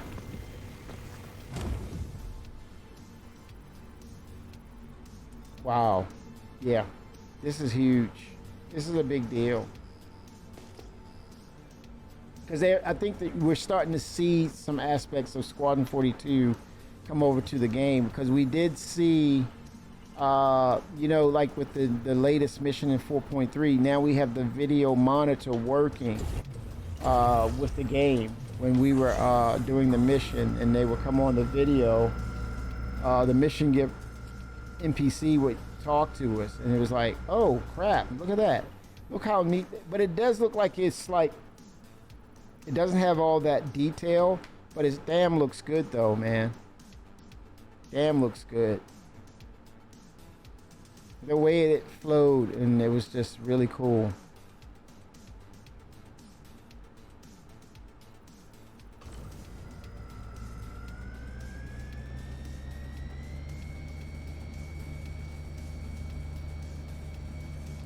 Wander04, I did not post for the ship showdown. It's my schedule's been super crazy, but can you tell me who's winning so far?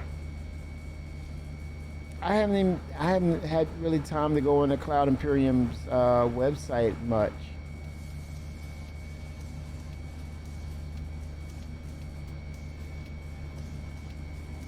I can only imagine what Vulcan is going to look like when they bring that test over.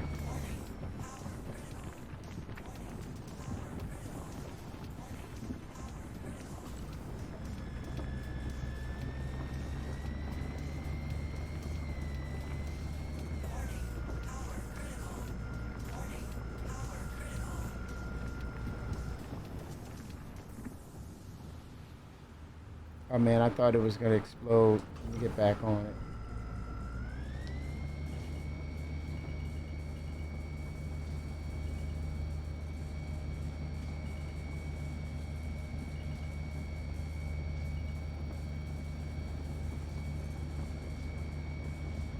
Oh, the Zeus, that's a really good ship.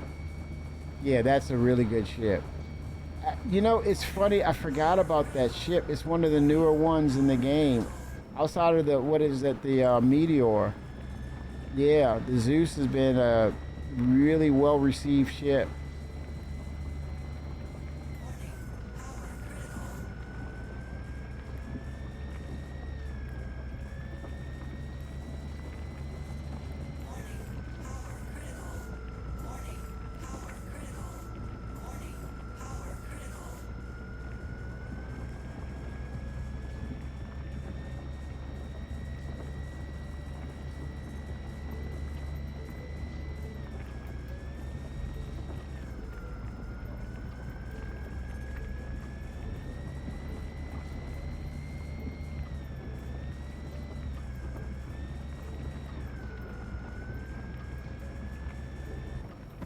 Fine controls right there.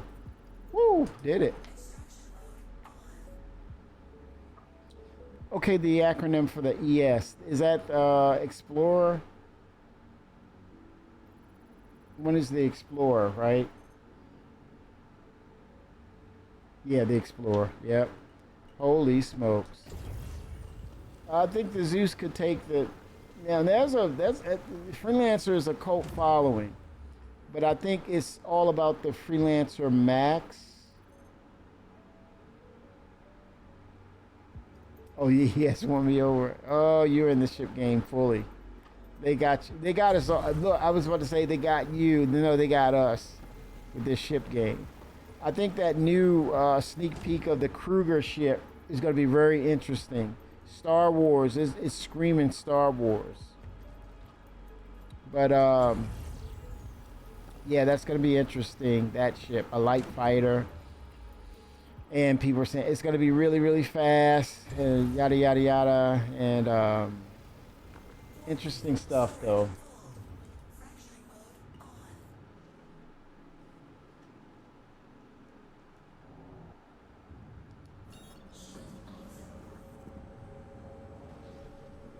So the winner will get a livery and such, and I think that's across the board for everyone who has that ship.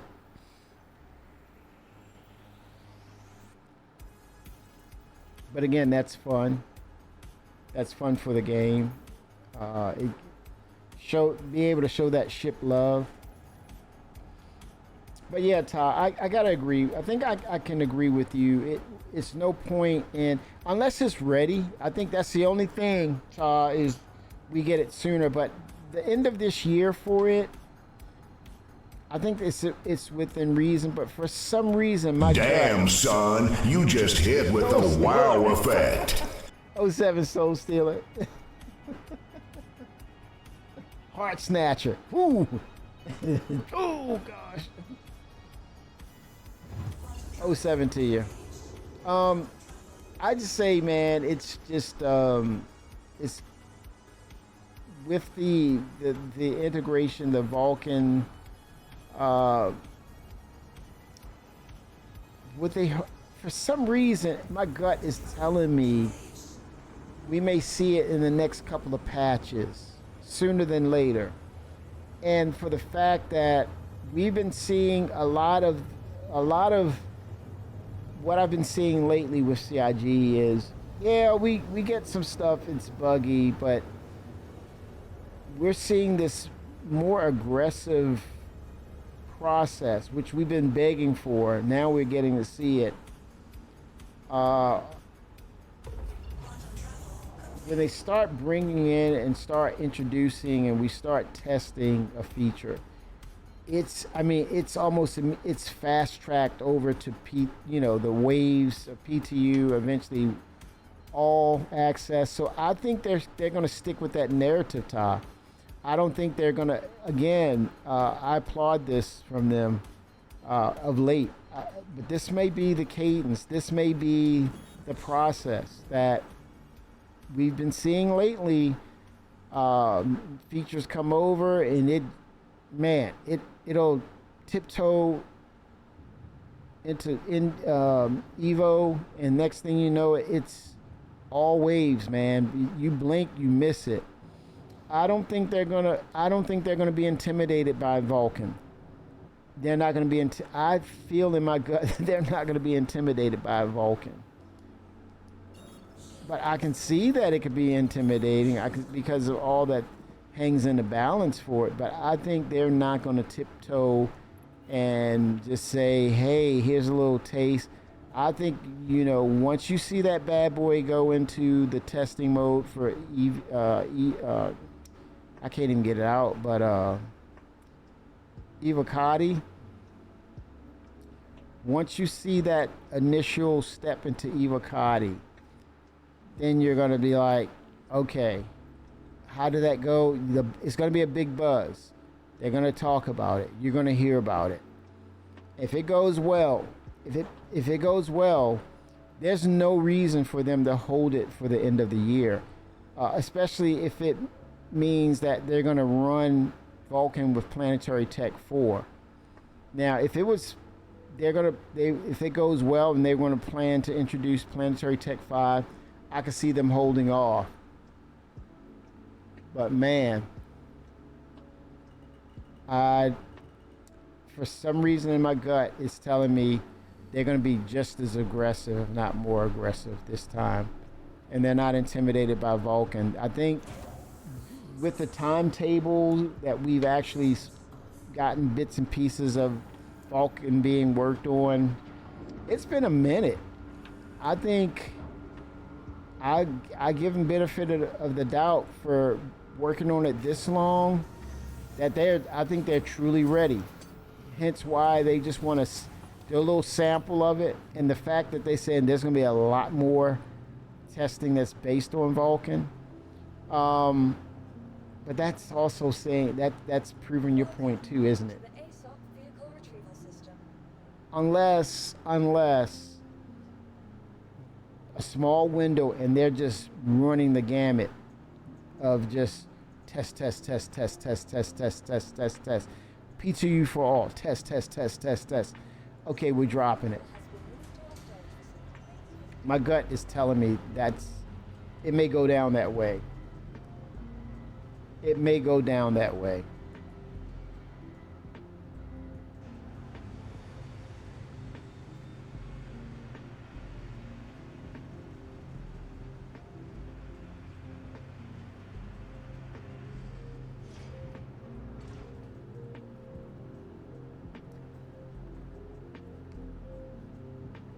There's some unannounced ships that CIG is working on. We know now it's one of the Kruger ships.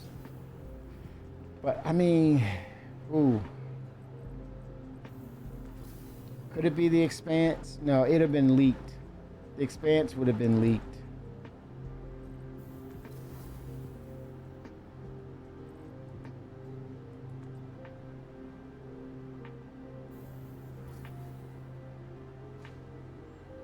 Could have been leaked.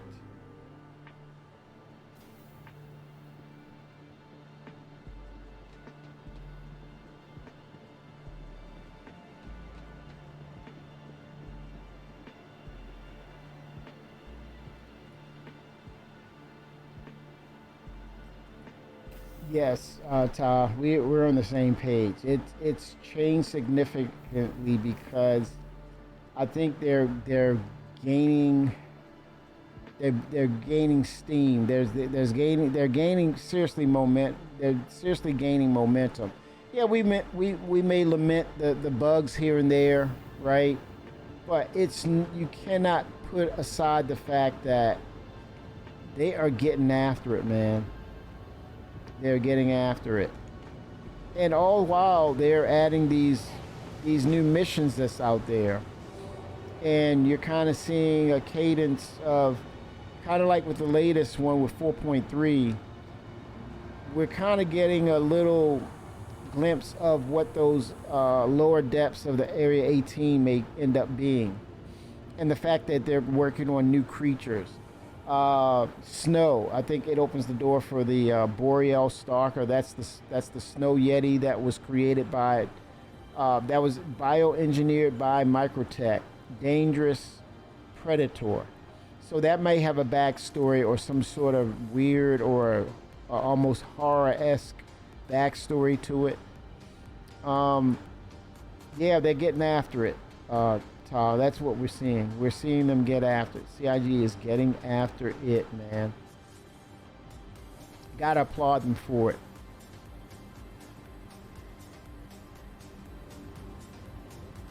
And yeah, like you said, 4.0, we still remember that tech preview of it. And now it's more of,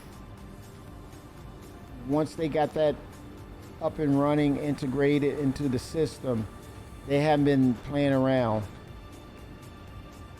Now, with that Vulcan tech, I mean, not Vulcan,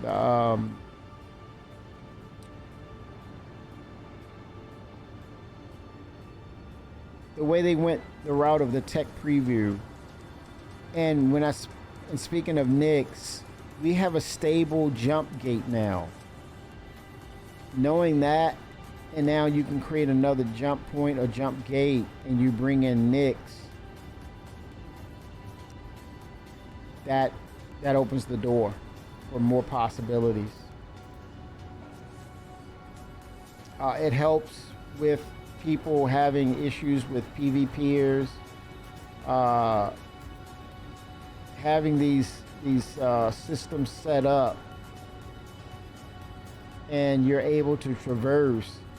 Then it spreads opportunity for pirates then.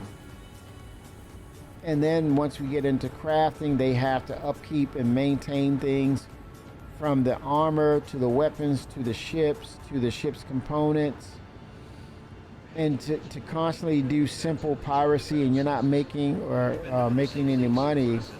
Well, it's going to force you to put the time into fixing your ship. Now, you're going to have hundreds and thousands of ships. Of course you can. But eventually you're going to have to come to the consensus of repairing. Unless you pay for those repairs and it means something. The payout is substantial. But with supply and demand, you may not get the best of anything.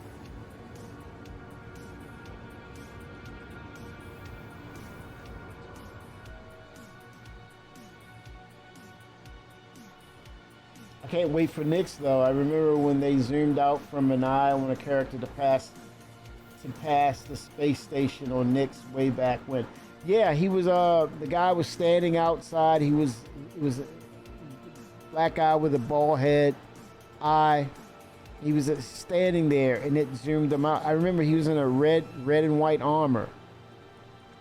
And I've seen that dude on TV, man. Isn't that crazy? He was an actor on TV. I think he was in the Black Mirror series. He was. He was in the Black Mirror. The sci-fi dark episodes. Single episodes, the Black Mirror. Yeah, he was on Black Mirror.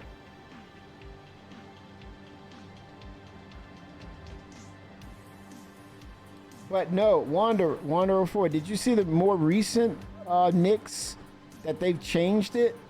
The one that was in last year's CitizenCon? Have you seen that one? Tell me you have. You didn't see it, did you? Man, I'm gonna tell you, what a treat. What a treat. Oh, you did see it. I was hoping you would say no. I'm like, oh my God, you gotta see this. Okay, that's cool. That is cool. Night and day. It's totally different. They really went in and said, okay, this is truly the concept of Nyx. There's no gravity. There's a huge core. There's a huge core that was hollowed out of the asteroid, and that is your landing zone. Man, are you kidding me? I was blown away. I'm like tempted to want to live there, but I'm loyal to Area 18. But I might move out once they start that craziness with that lower depth mission stuff. I'm like, oh, not ready for that one. Welcome to the ASOC vehicle retrieval system. We take it for granted on the technology breakthroughs. We have already seen it. We've already seen it in the game. We're getting spoiled.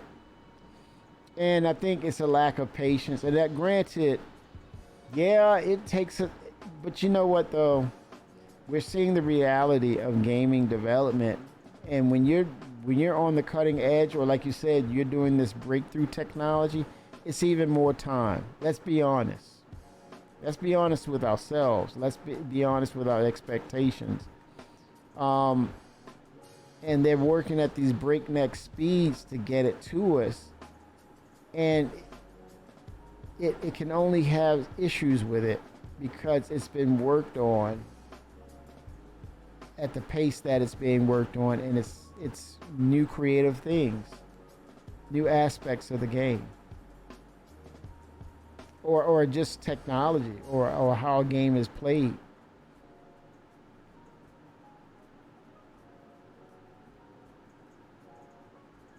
really different.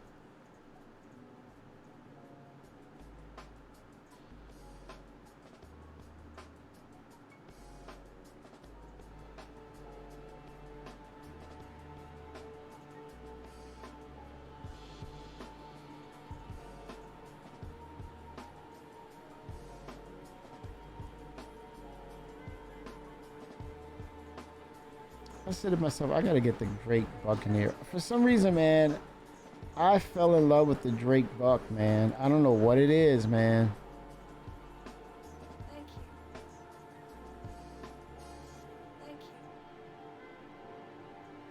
Fell in love with the ship.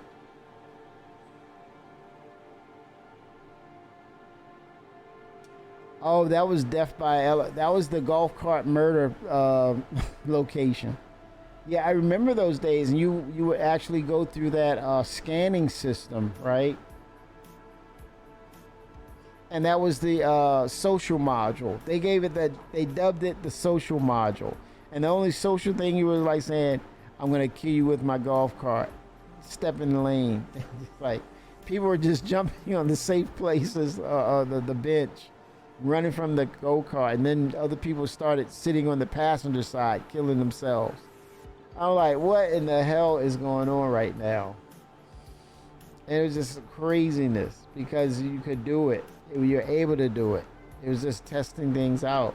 But yeah, that was, you go to the elevator, either through the elevator, it was either the hangar or wink, wink, the social module of Area 18. Walking around, showing off that, hey, this is an actual landing zone.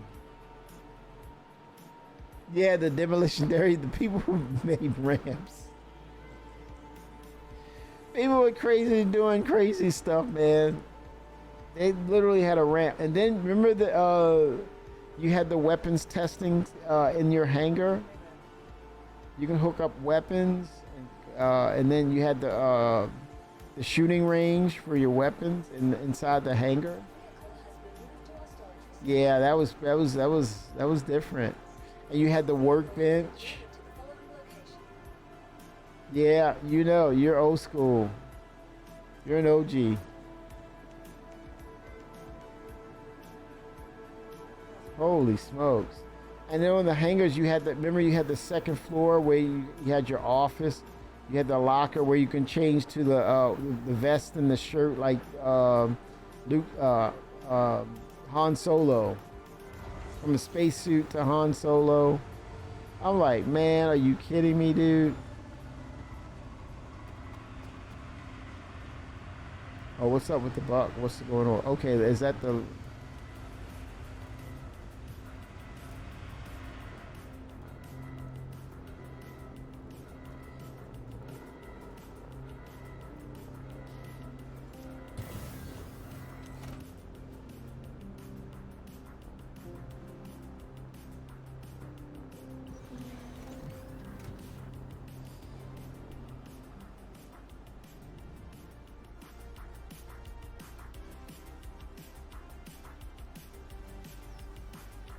Oh, okay, that was for the... Look at that, man. Woo! Buccaneer.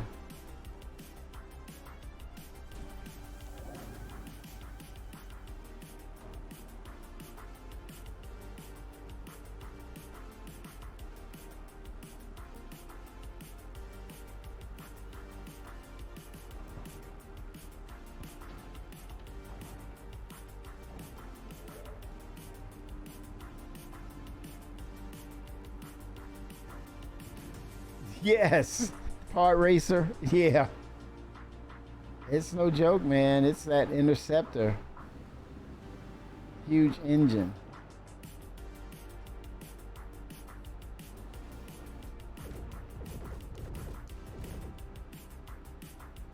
Top, have a wonderful night, man. 07 to you, man. Yeah, I gotta watch you, man. I gotta get in sync, man. We gotta do some bounties, man. Get that PvP going again. Mission up. Training. Good night, sir.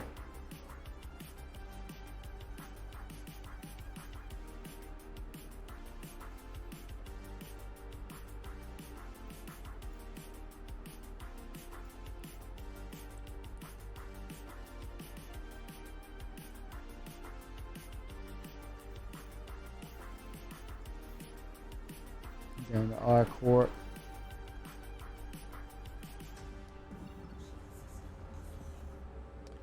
I think with the Vulcan system, I'm wondering, we may see the flight model come sooner than later too, because you're talking about optimizations, then that's the perfect environment for the new flight model. Atmospheric flying, I mean, yeah. Should be interesting.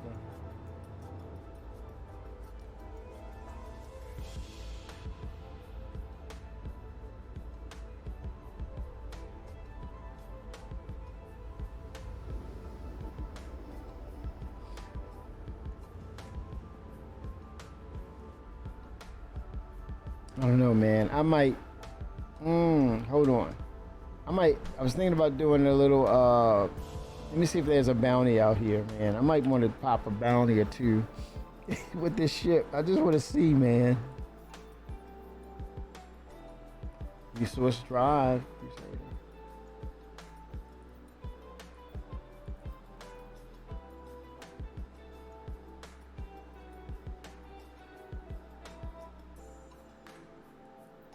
Make a quick 21K, right? Go to Raptura. Daniel LaSalle.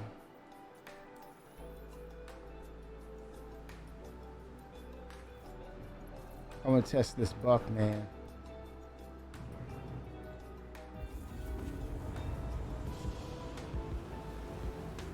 I'm gonna test the buck.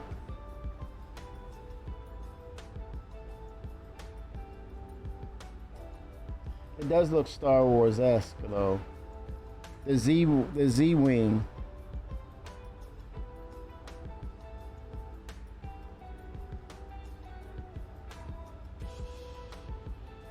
Very nice. Yeah, I mean, CIG is integrating and really connecting with this community, keeping things going because they have to. I think it's a needed thing, and kind of get a feel of what is driving, what are the drivers that, or what is keeping the interest in that, what drives the community to continue to support, and what is the conversation like as far as what do they want to see, what's good, what's not working so well. So you got to have these connective type of interactions, live interactions with CIG, and it just one feeds the other for sure. For sure.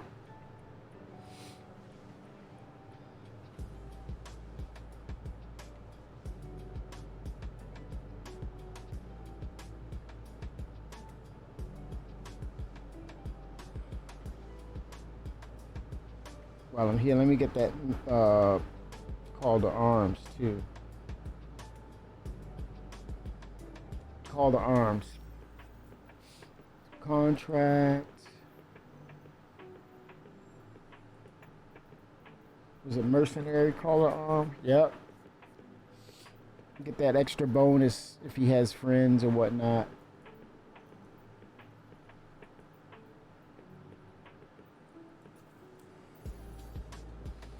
All right, I'm on it, doggone it.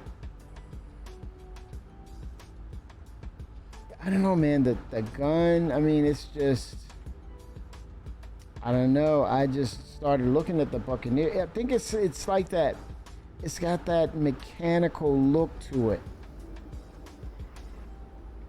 Technology, mechanics.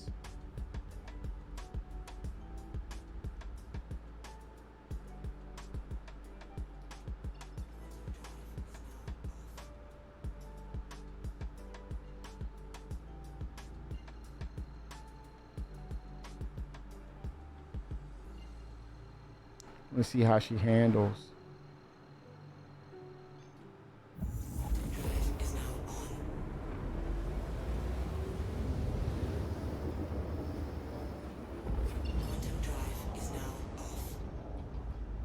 I hope he's not hiding out at a base in his FPS. I'm not gonna play around. I'm just gonna snuff him. Get the quick 21K.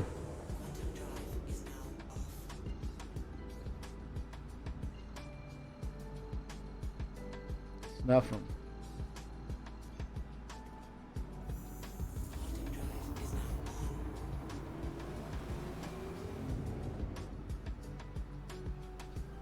Oh yeah, the A10. Yeah.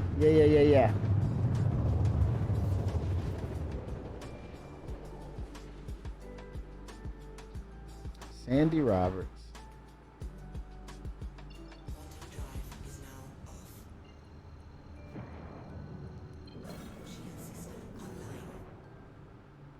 I think if it wasn't for her, I think Chris would have not jumped back into the game making genre.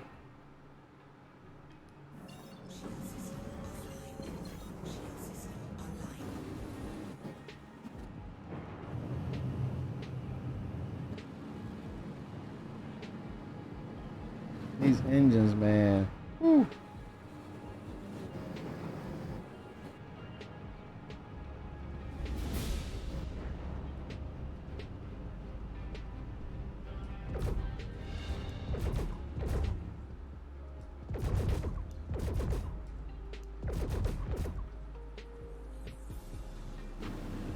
I think he's hanging out at the base down here.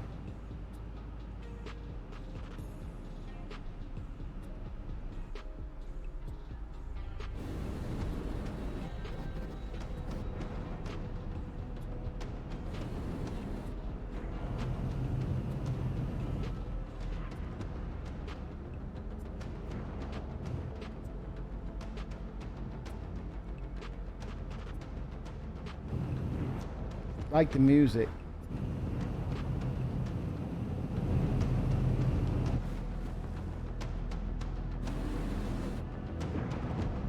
Global illumination. I can't wait for it, man. I can't tell how close I am to the ground or what, dude.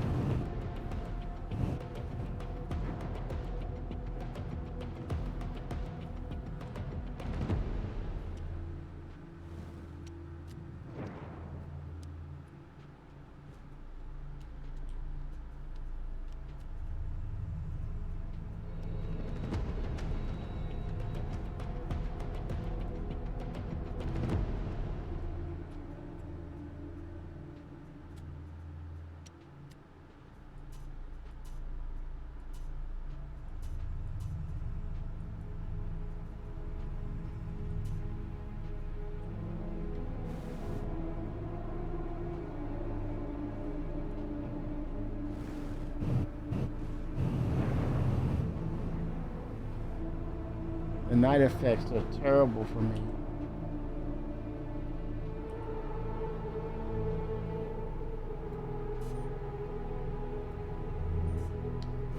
A 1.4K out. Is that a facility? Oh shoot. But I don't want to crash into it.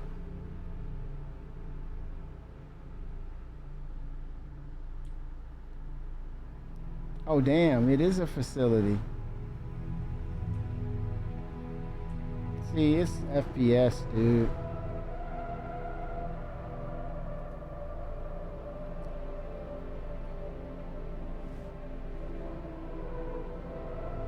Oh man, they killing on the soundtrack though. They're integrating, bringing in a new soundtrack.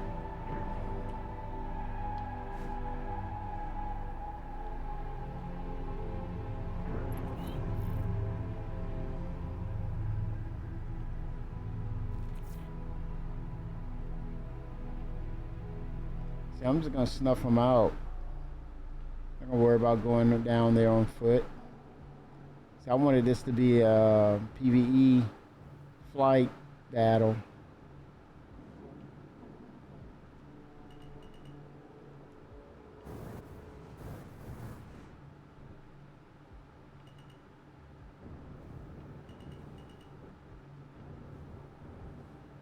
He's inside. My lights don't work, huh? Or do they? Nope. Oh shit, someone's got a... There he is. Hey, what are you doing watching me for? Get out of here. Jesus, is it?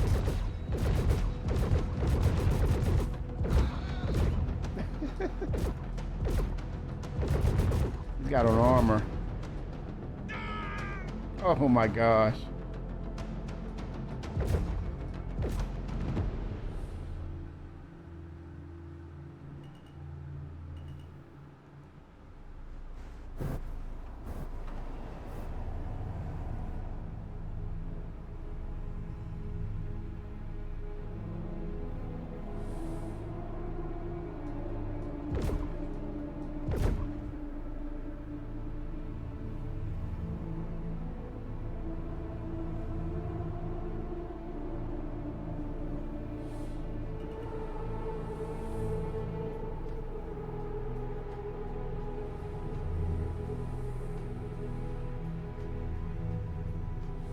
The entrance to the building. It's probably right there. Look at that. Probably right in there. Look.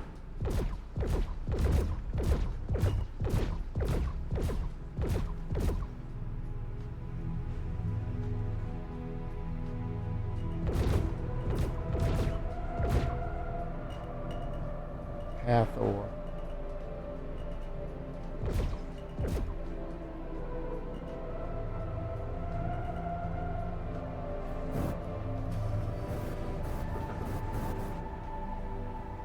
Landing gear down. Landing complete. Launch complete.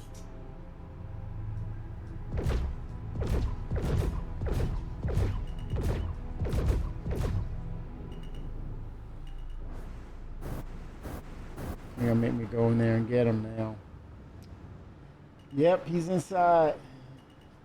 Is this all Pedro or is this the new audio person?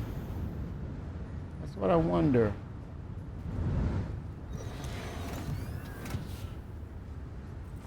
Oh, no tractor beam. Oh, damn. I got the good scope too. I don't want to lose this.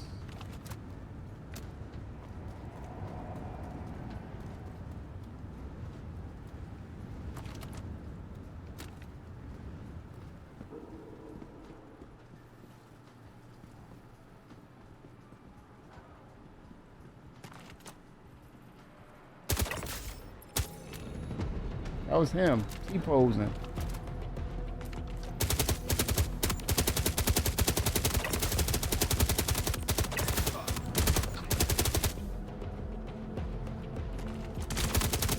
Here he come. Come on, get that damn thing reloaded, buddy.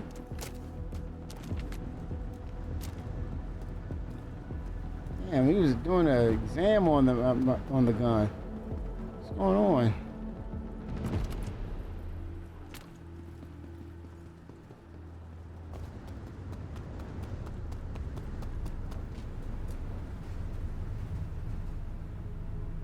Woo.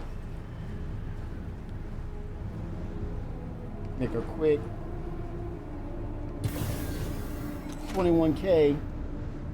It's still Pedro. Yeah, I have to admit, you're right. Not to say, no, it's just lovely, man. It's just lovely. And to say, you know what, he said, what is it, Jan Hammer is his inspiration. I think he said he met him, and then he said his jam is jazz, man. He likes making jazz. Yep. It's like, what? Very cool, man.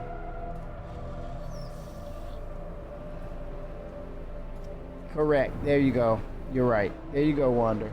Appreciate that.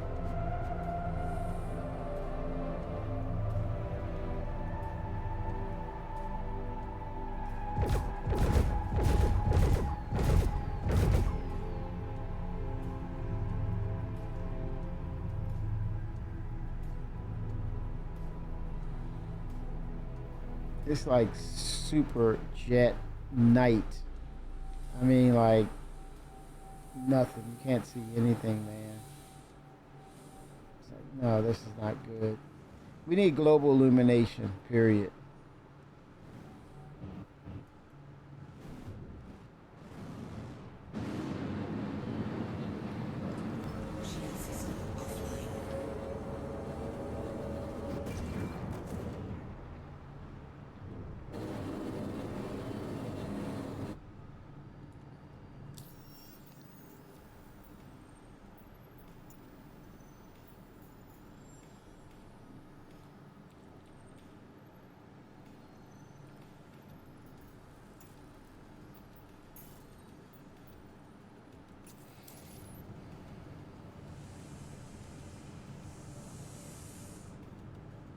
Oh, sun's coming up. How beautiful, huh? Look at that. Holy smokes, man. And to know we're getting Planetary Tech 5, global illumination, it is ridiculous.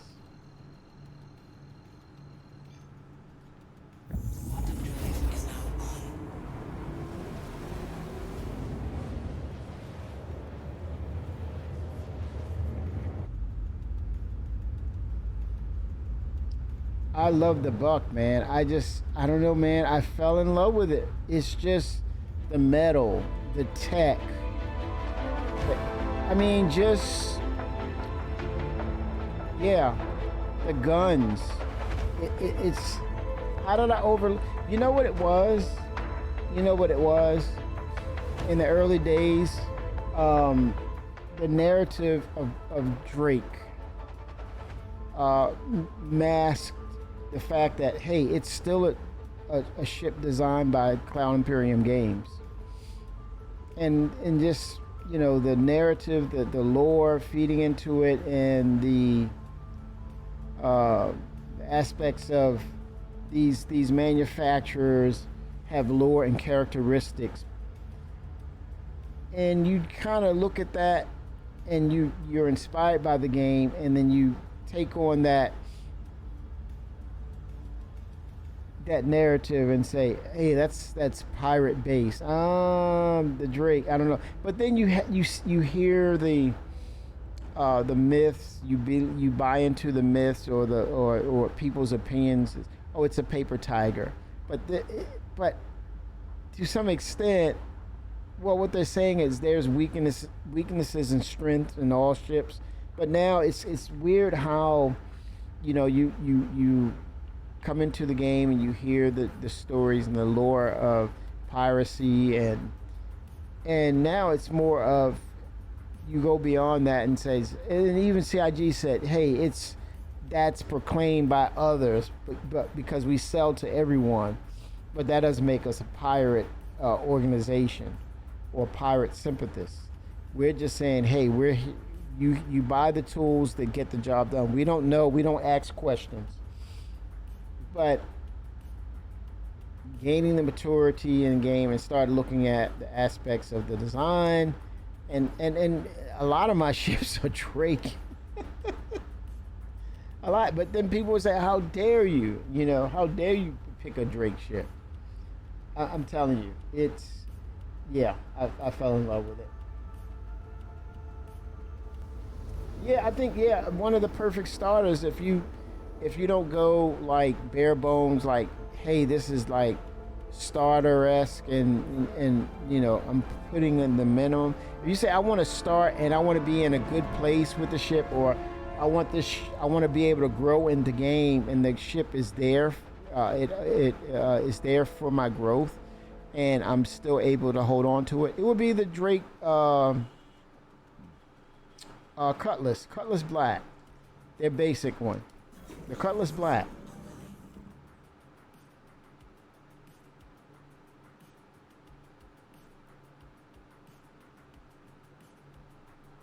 Five-minute build. Okay, the Legos. They have a Bucks Lego? Holy smokes.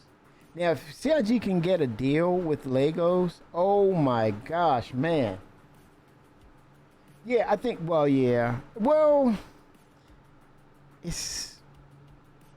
Is it now? I mean, if you got someone that's saying, I want to start, but I want to be able to, it's kind of a play on words where you start.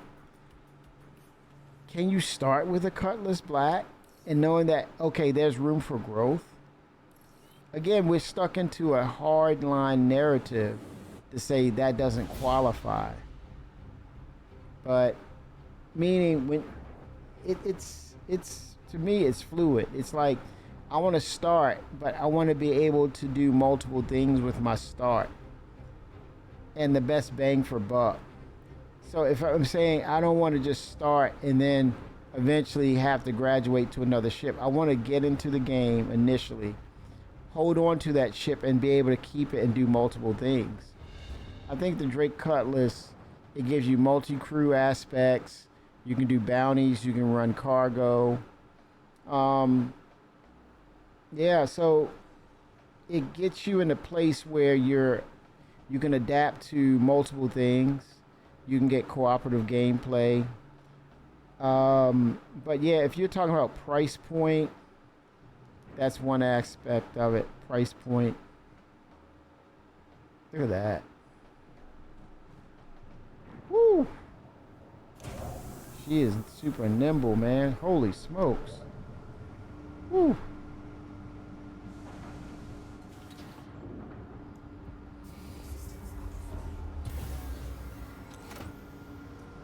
Oh, Drake and Crusader? Yeah. Yeah. Crusader is really nice. Real nice designer. And it's all about the engines with the Crusader. That metal, man, the metallics, the engine, the tech, the placement of the guns, the size of the guns. You don't need to change the guns out on this. It's dogfight ready. Dogfight ready.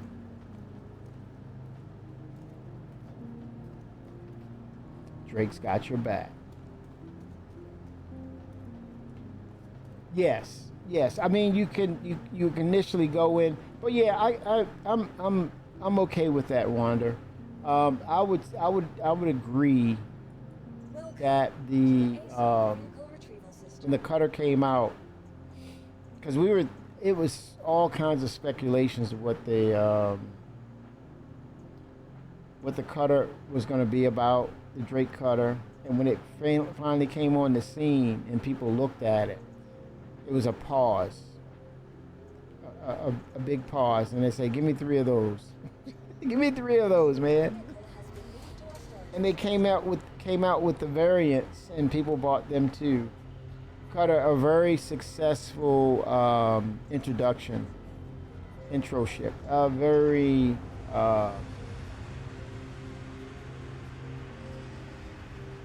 we have not just defined ourselves. I think being able to navigate the waters of the ships, and if you keep an open mind with what they do for you in the game, I think a lot more people will be getting more ships. I think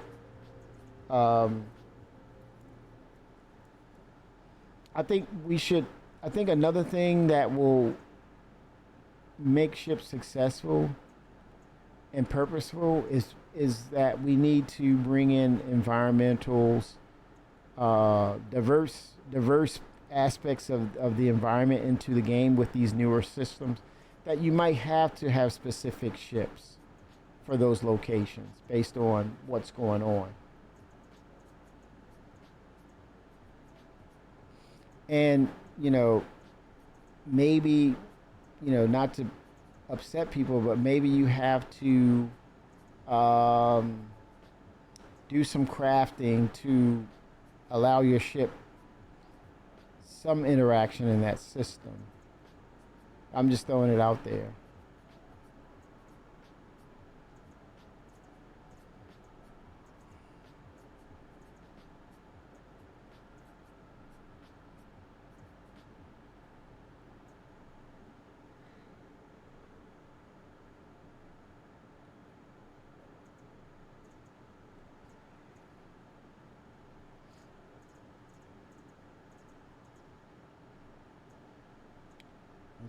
Let's grab this and get down to area Vehicle 18. has been delivered to the following location.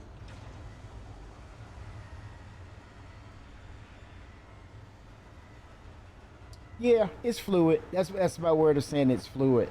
It used to be, yeah, it would go in the category of price range, but we all know it's funny how we'll get a start. Back in the day, the starter ship was less than $50, less than $60, right? That deemed it as a starter just to get your feet wet. Now, I think it's changed in aspects of there's so much information out there. There's the community that applies themselves as a hub for information, and now newer people who get into the game are now more informed than ever. And so for them, it's not predicated on, okay, dollar amount parallel to the type of ship. But CIG continues to do that because they say, well, entry level or starter. It kind of blends that word. It's like a synonym of the word starter, entry level. But it's supposed to correlate with price. So it's like it's funny. It's very funny that you have to, it's got to be, it's got to be this amount, and then it qualifies as starter or entry level. But now that people are more informed about the game, it's starting to pick up pace, and it's all in the eyes of that person who initiates. Okay, I'm starting with this. My vision of a starter ship is the Cutlass Black. Oh, no, but you're paying over $100. That doesn't qualify. And it's multi-crew. It doesn't qualify. It's funny, though. It's evolving. I think that's the point of it. It's evolved now due to the fact that we're more informed and we are the hub of information for CIG.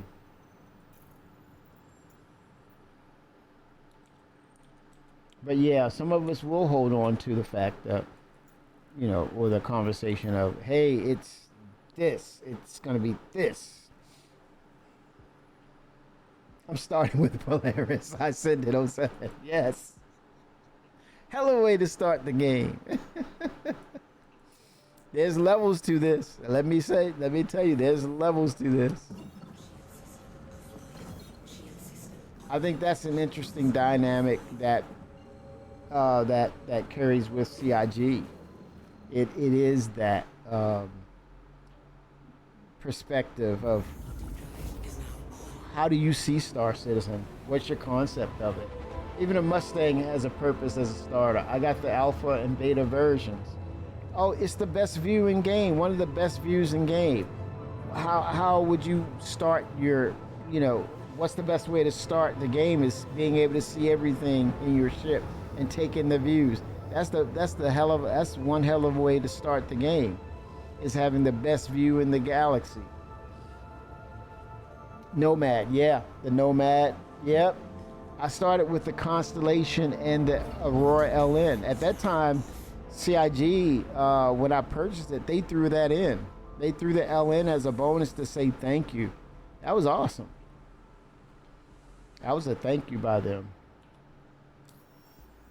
So my heart always stays with the Aurora or RSI and the Andromeda, which one day I'll get it back. But yeah, it always starts with them. I always have a place in my heart for those two ships. I have two accounts, one for Zero to Hero for working my way up, and another that I'm a Grand Admiral. Yes. Hey man, I lost track of my quantum travel. I just stared at the screen looking at the stars. Yes. Can you imagine how terrifying that would be in real life, Captain Stogie? Terrifying. Man, what? That will never happen in real life. Yeah, that in real. Imagine that in real life. That will never happen. Those survival instincts, man, will govern everything. You're like, heck no. I know where I'm at. I'm watching the gauges. I'm not gonna get too far away. Like, holy smokes, man. Yes. I'm like, man, what are you doing out there? Wait a minute. Say what? I'm on my way. Oh my God, what's going on? I don't know. He's sightseeing again. Again? Yeah. I'm gonna tell him stop taking that damn Mustang out, and taking trips.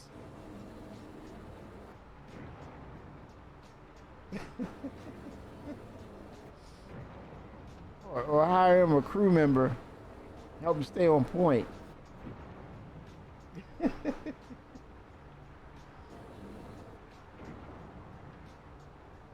Oh, the Zeus. We were talking about Cindy. We were talking earlier about the Zeus in that contest, the best ship contest, and it's one of the It's a favorite ship.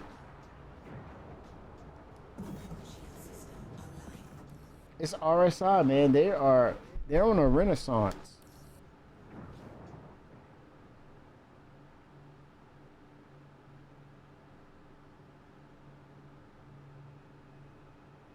Mercury Star Runner, yes.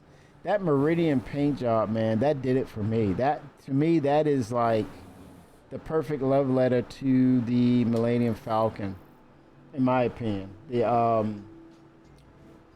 Mercury Star Runner. Connie is iconic. It's interesting, even Chris, he said that the Constellation is his love letter to the Millennium Falcon. Until Sarah McCullough came along and she did the Mercury Star Runner. And I was like, nope, that's the love letter to Millennium Falcon. But yeah, Chris, honestly, I heard him say that is his interpretation of the the Millennium Falcon. Yep, the RSI, which prompted me to why I bought it. The Andromeda, because of its capability. It was about the capabilities. It wasn't about the aesthetics. It was all about its capabilities.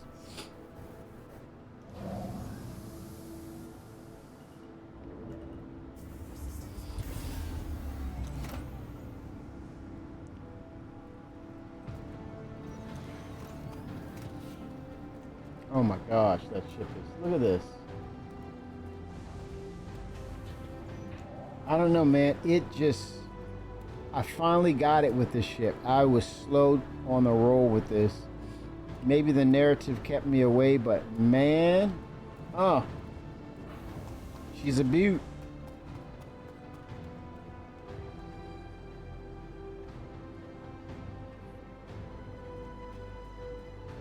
Yeah, the Zeus is it's just a beautiful design ship.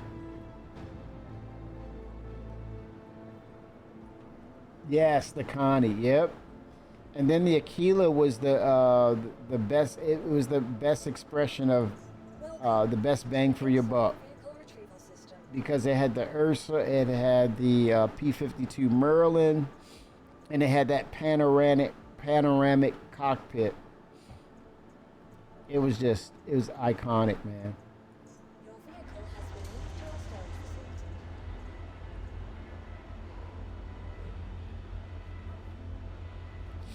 But I messed up, man. I ended up wanting the Carrack for it, and I lost my my collector's edition of the game, Squadron 42.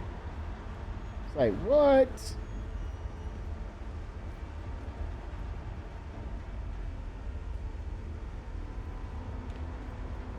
That was a heartbreaker.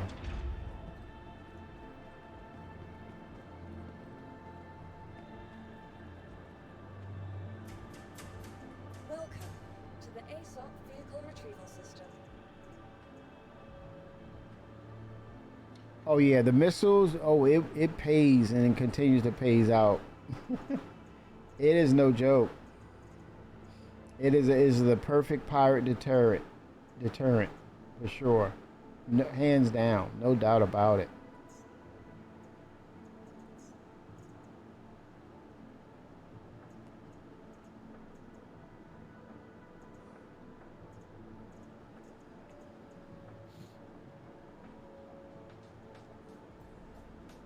Today's visitors again. Goodbye. Let me check something here.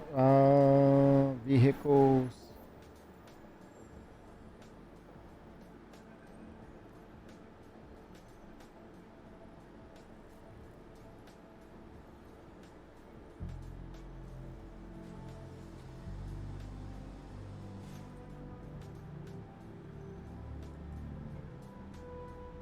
All right. Welcome to the ASOP Vehicle Retrieval System. Oh, that was it. That is, to this day, that is it with the Andromeda. It is formidable. It will give you a hell of a way to go before you take it out. Yes, it will.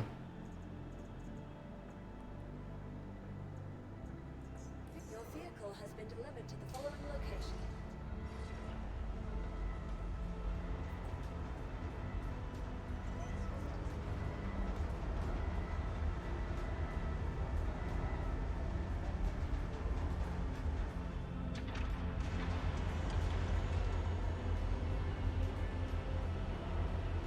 Very nice, wonderful, 104.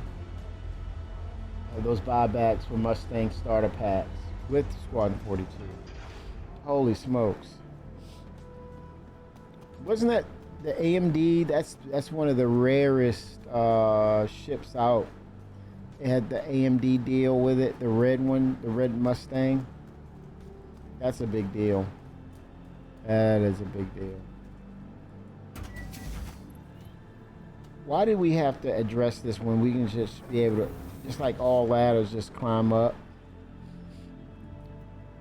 It'd be nice to change that up, update this ship.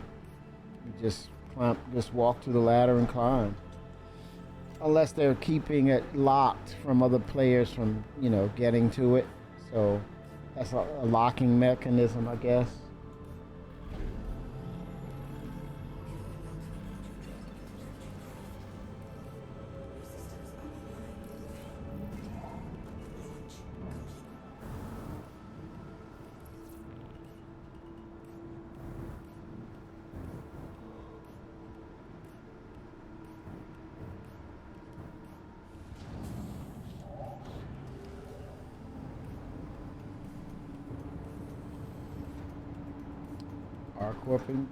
R-Corp in the daylight. It surprised me that we ended up getting snow first, and I wonder it's because they want to use that for the Boreal Stalker. But other than that, I thought they were going to come with. Well, they did have rain at Hathor. They did introduce rain, but they did not, or they do not have it here at Area 18 as of yet. In other planet side places like Lorville. Yeah, I was torn between getting the Asgard or the Starlancer TAC. The TAC ended up winning. It was close though. I love Anvil ships though. That Andromeda, that design is gorgeous. But the TAC gave me a little more functionality.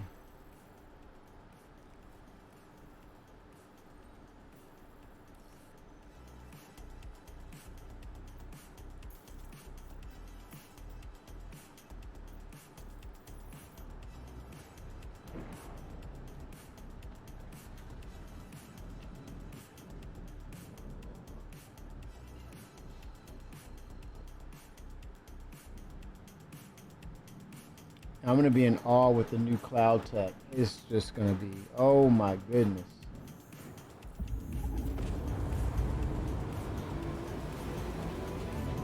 Oh my goodness.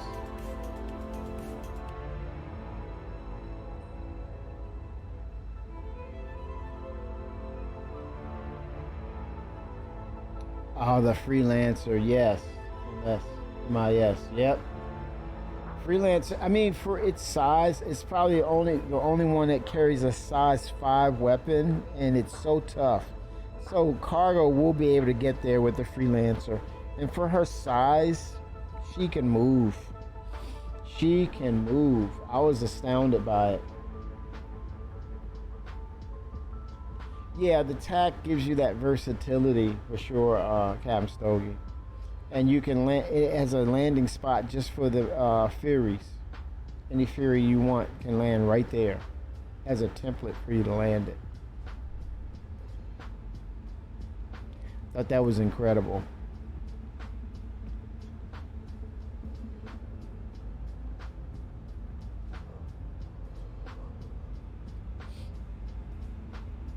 But yeah, interesting stuff.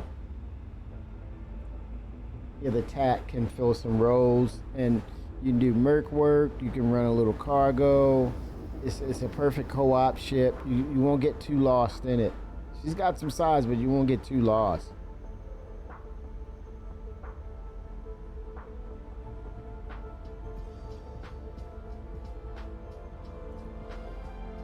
Here we go.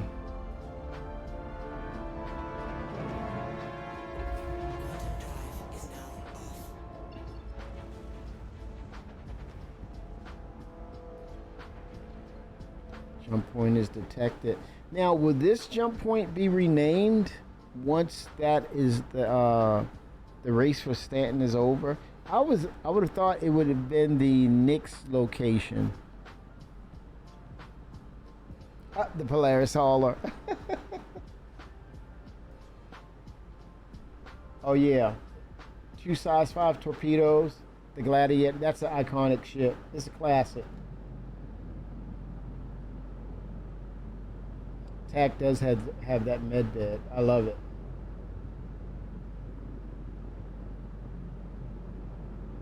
Oh gosh. Yeah, missile parade.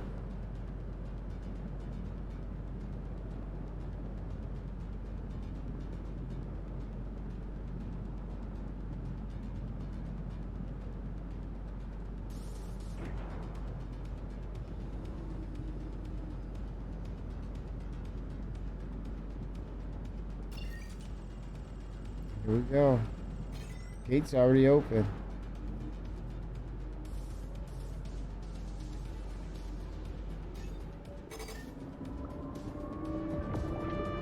Right through.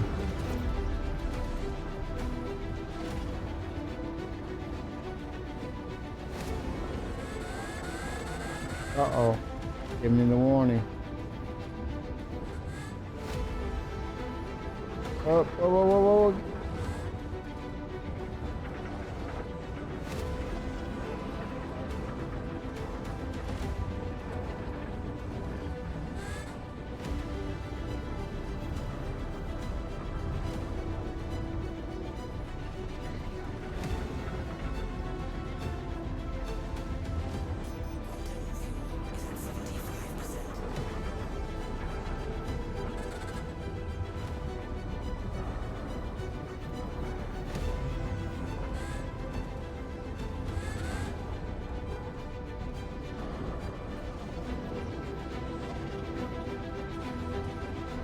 Oh boy, here we go.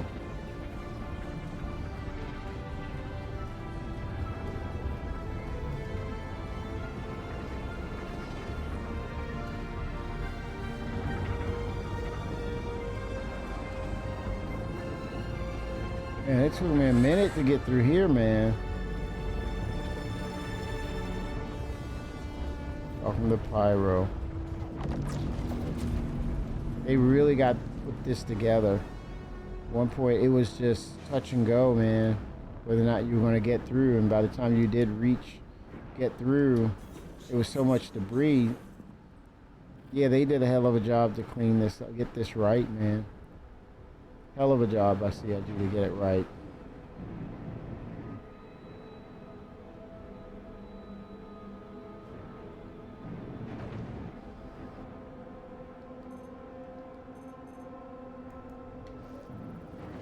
Get some radar action. Oh, bomb and missile pod. What's going on with what happened with the bomb and missile pods? I send it.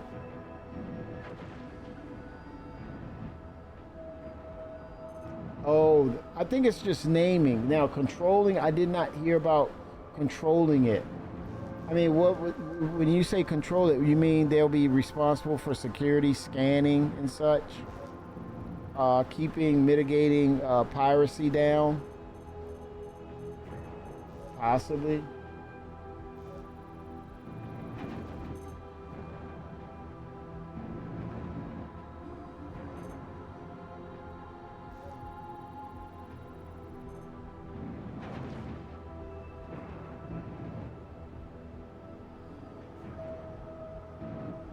Yeah, I'm curious what ships will look like once we incorporate the Maelstrom system, repair, maintenance, and what else? The economy system. Economy system will bear down on the ships that we use, meaning the supply and demand for the premium components.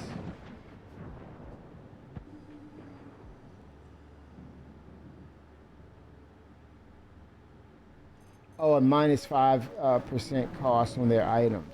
So if you hail from Orison and Orison wins, then you, being the resident of Orison, will have a reduction of 5% on your goods and items. I like that though.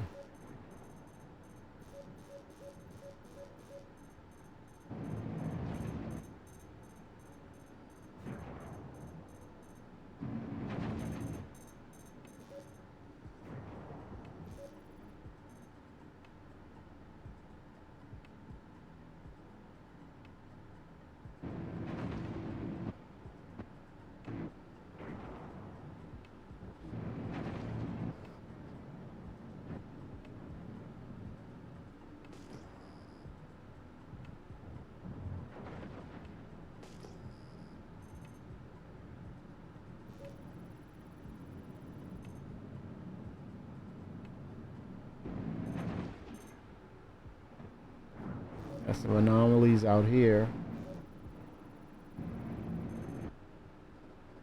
I think you have to do the missions through tier 5 and be on the winning faction. So far, Hurston is winning. Hurston is winning. Holy smokes. Lorville.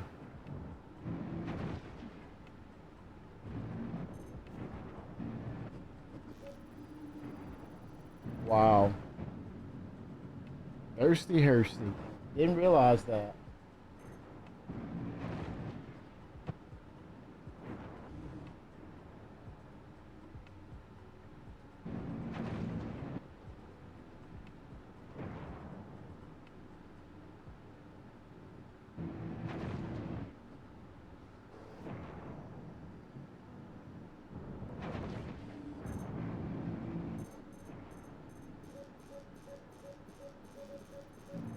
Uh-oh.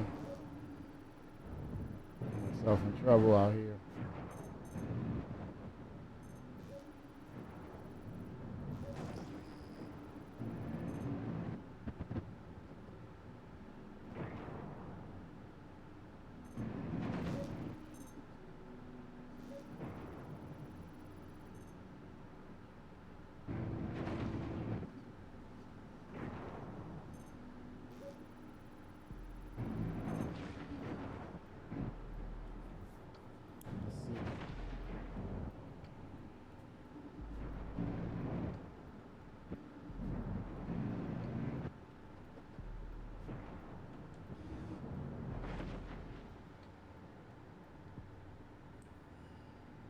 Oh, looks like a ship. Yep, it is definitely a ship. And it's like a big ship too.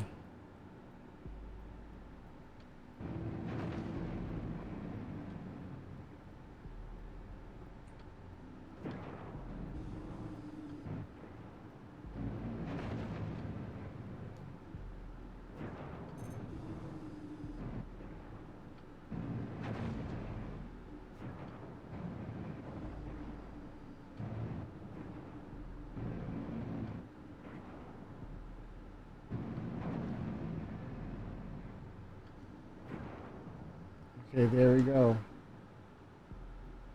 Yep, Crusader. Yeah, that's a lot of.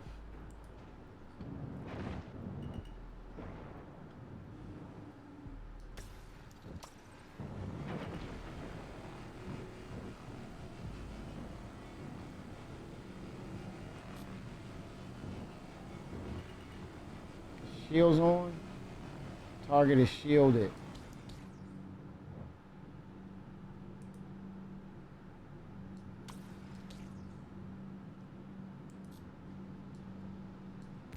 Friendly fire.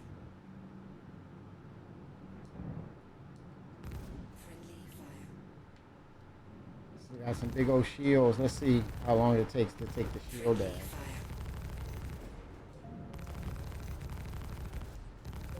Friendly fire.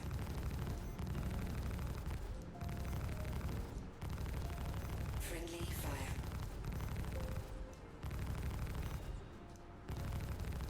Friendly fire. Friendly fire.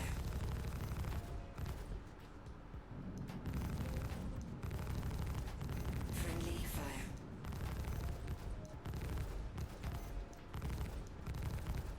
Friendly fire.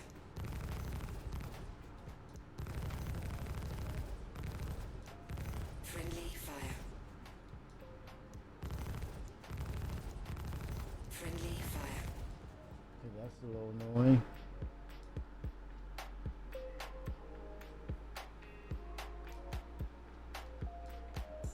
The Starfarer. Oh, yeah, that's got. They have that. Oh, the Starfarer looks run down. What about the Gemini? They gives you a little more protection. It's a military variant.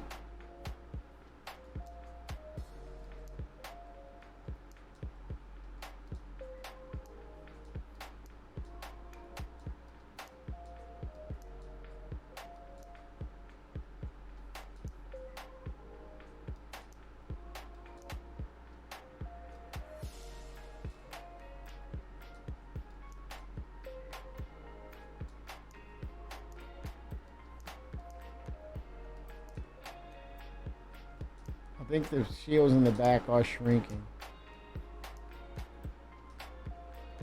Yeah, I think they are. Yeah, yeah. The other segments are closer together. So I am putting a dent in it.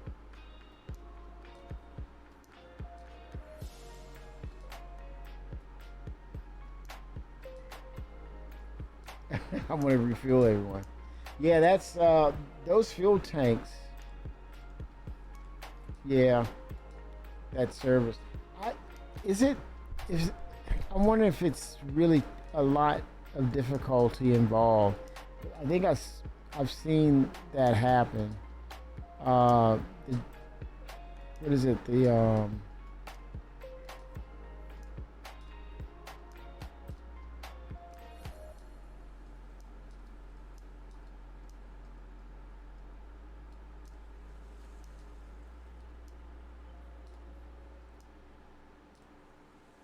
104. Have a great night.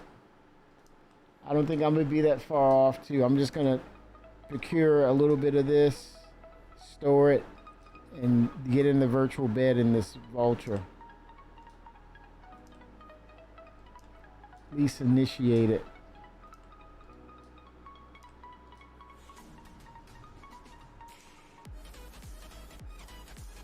Okay, I'm starting to damage the ship.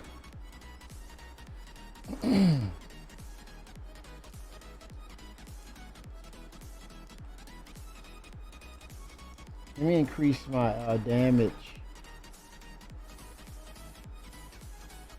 Oh, that's all I can do.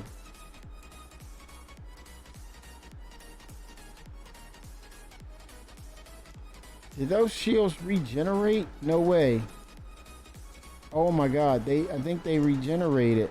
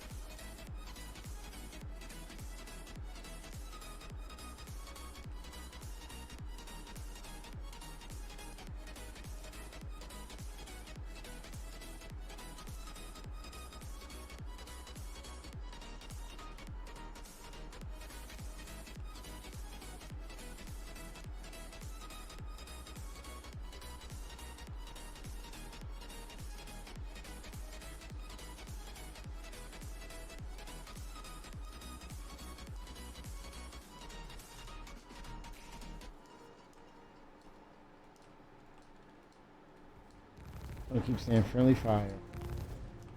Friendly fire.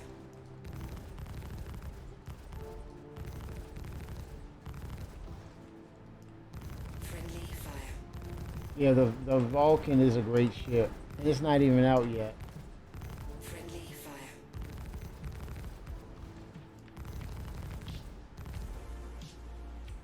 Friendly Great ship. fire.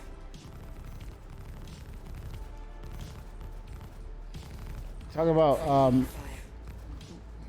jack of all trades ship. That's the closest to it in this game. Rearm, refill, repair. Holy smokes, man. Friendly fire.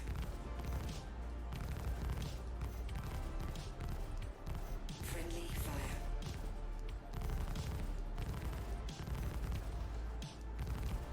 Friendly fire. Friendly fire.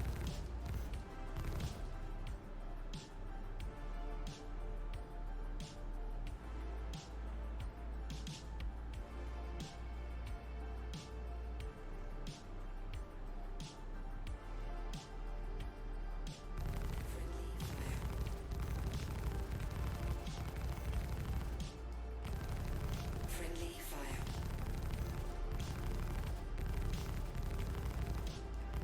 Friendly fire. Friendly fire.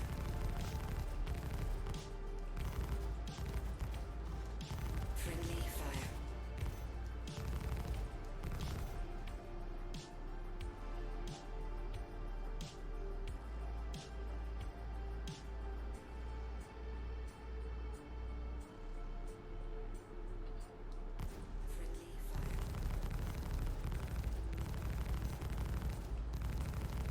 It's gonna take a minute, man.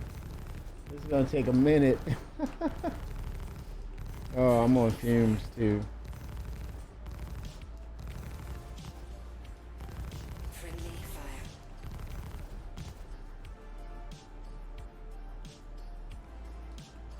Friendly fire.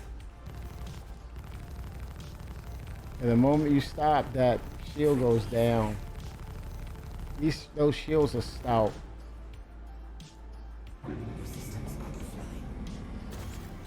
I'm in pyro. I'm gonna stay a bit. I'm gonna come back to this. When I come back, I'll search something down.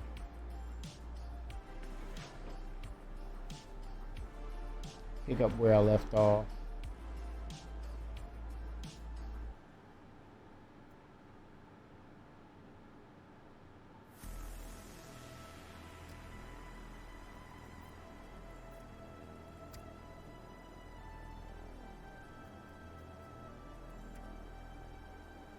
All right.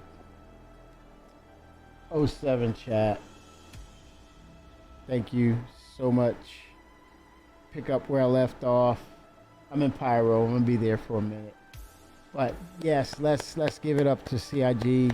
Moving forward, we need that tech, CIG. We need that Vulcan.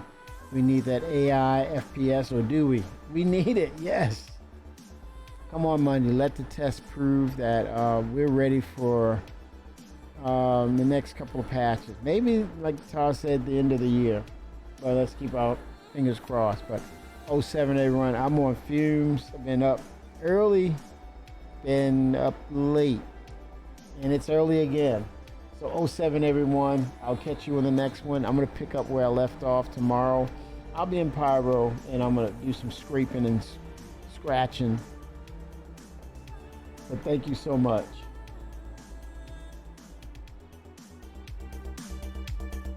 Mighty '07 to you all. Thanks for tuning in.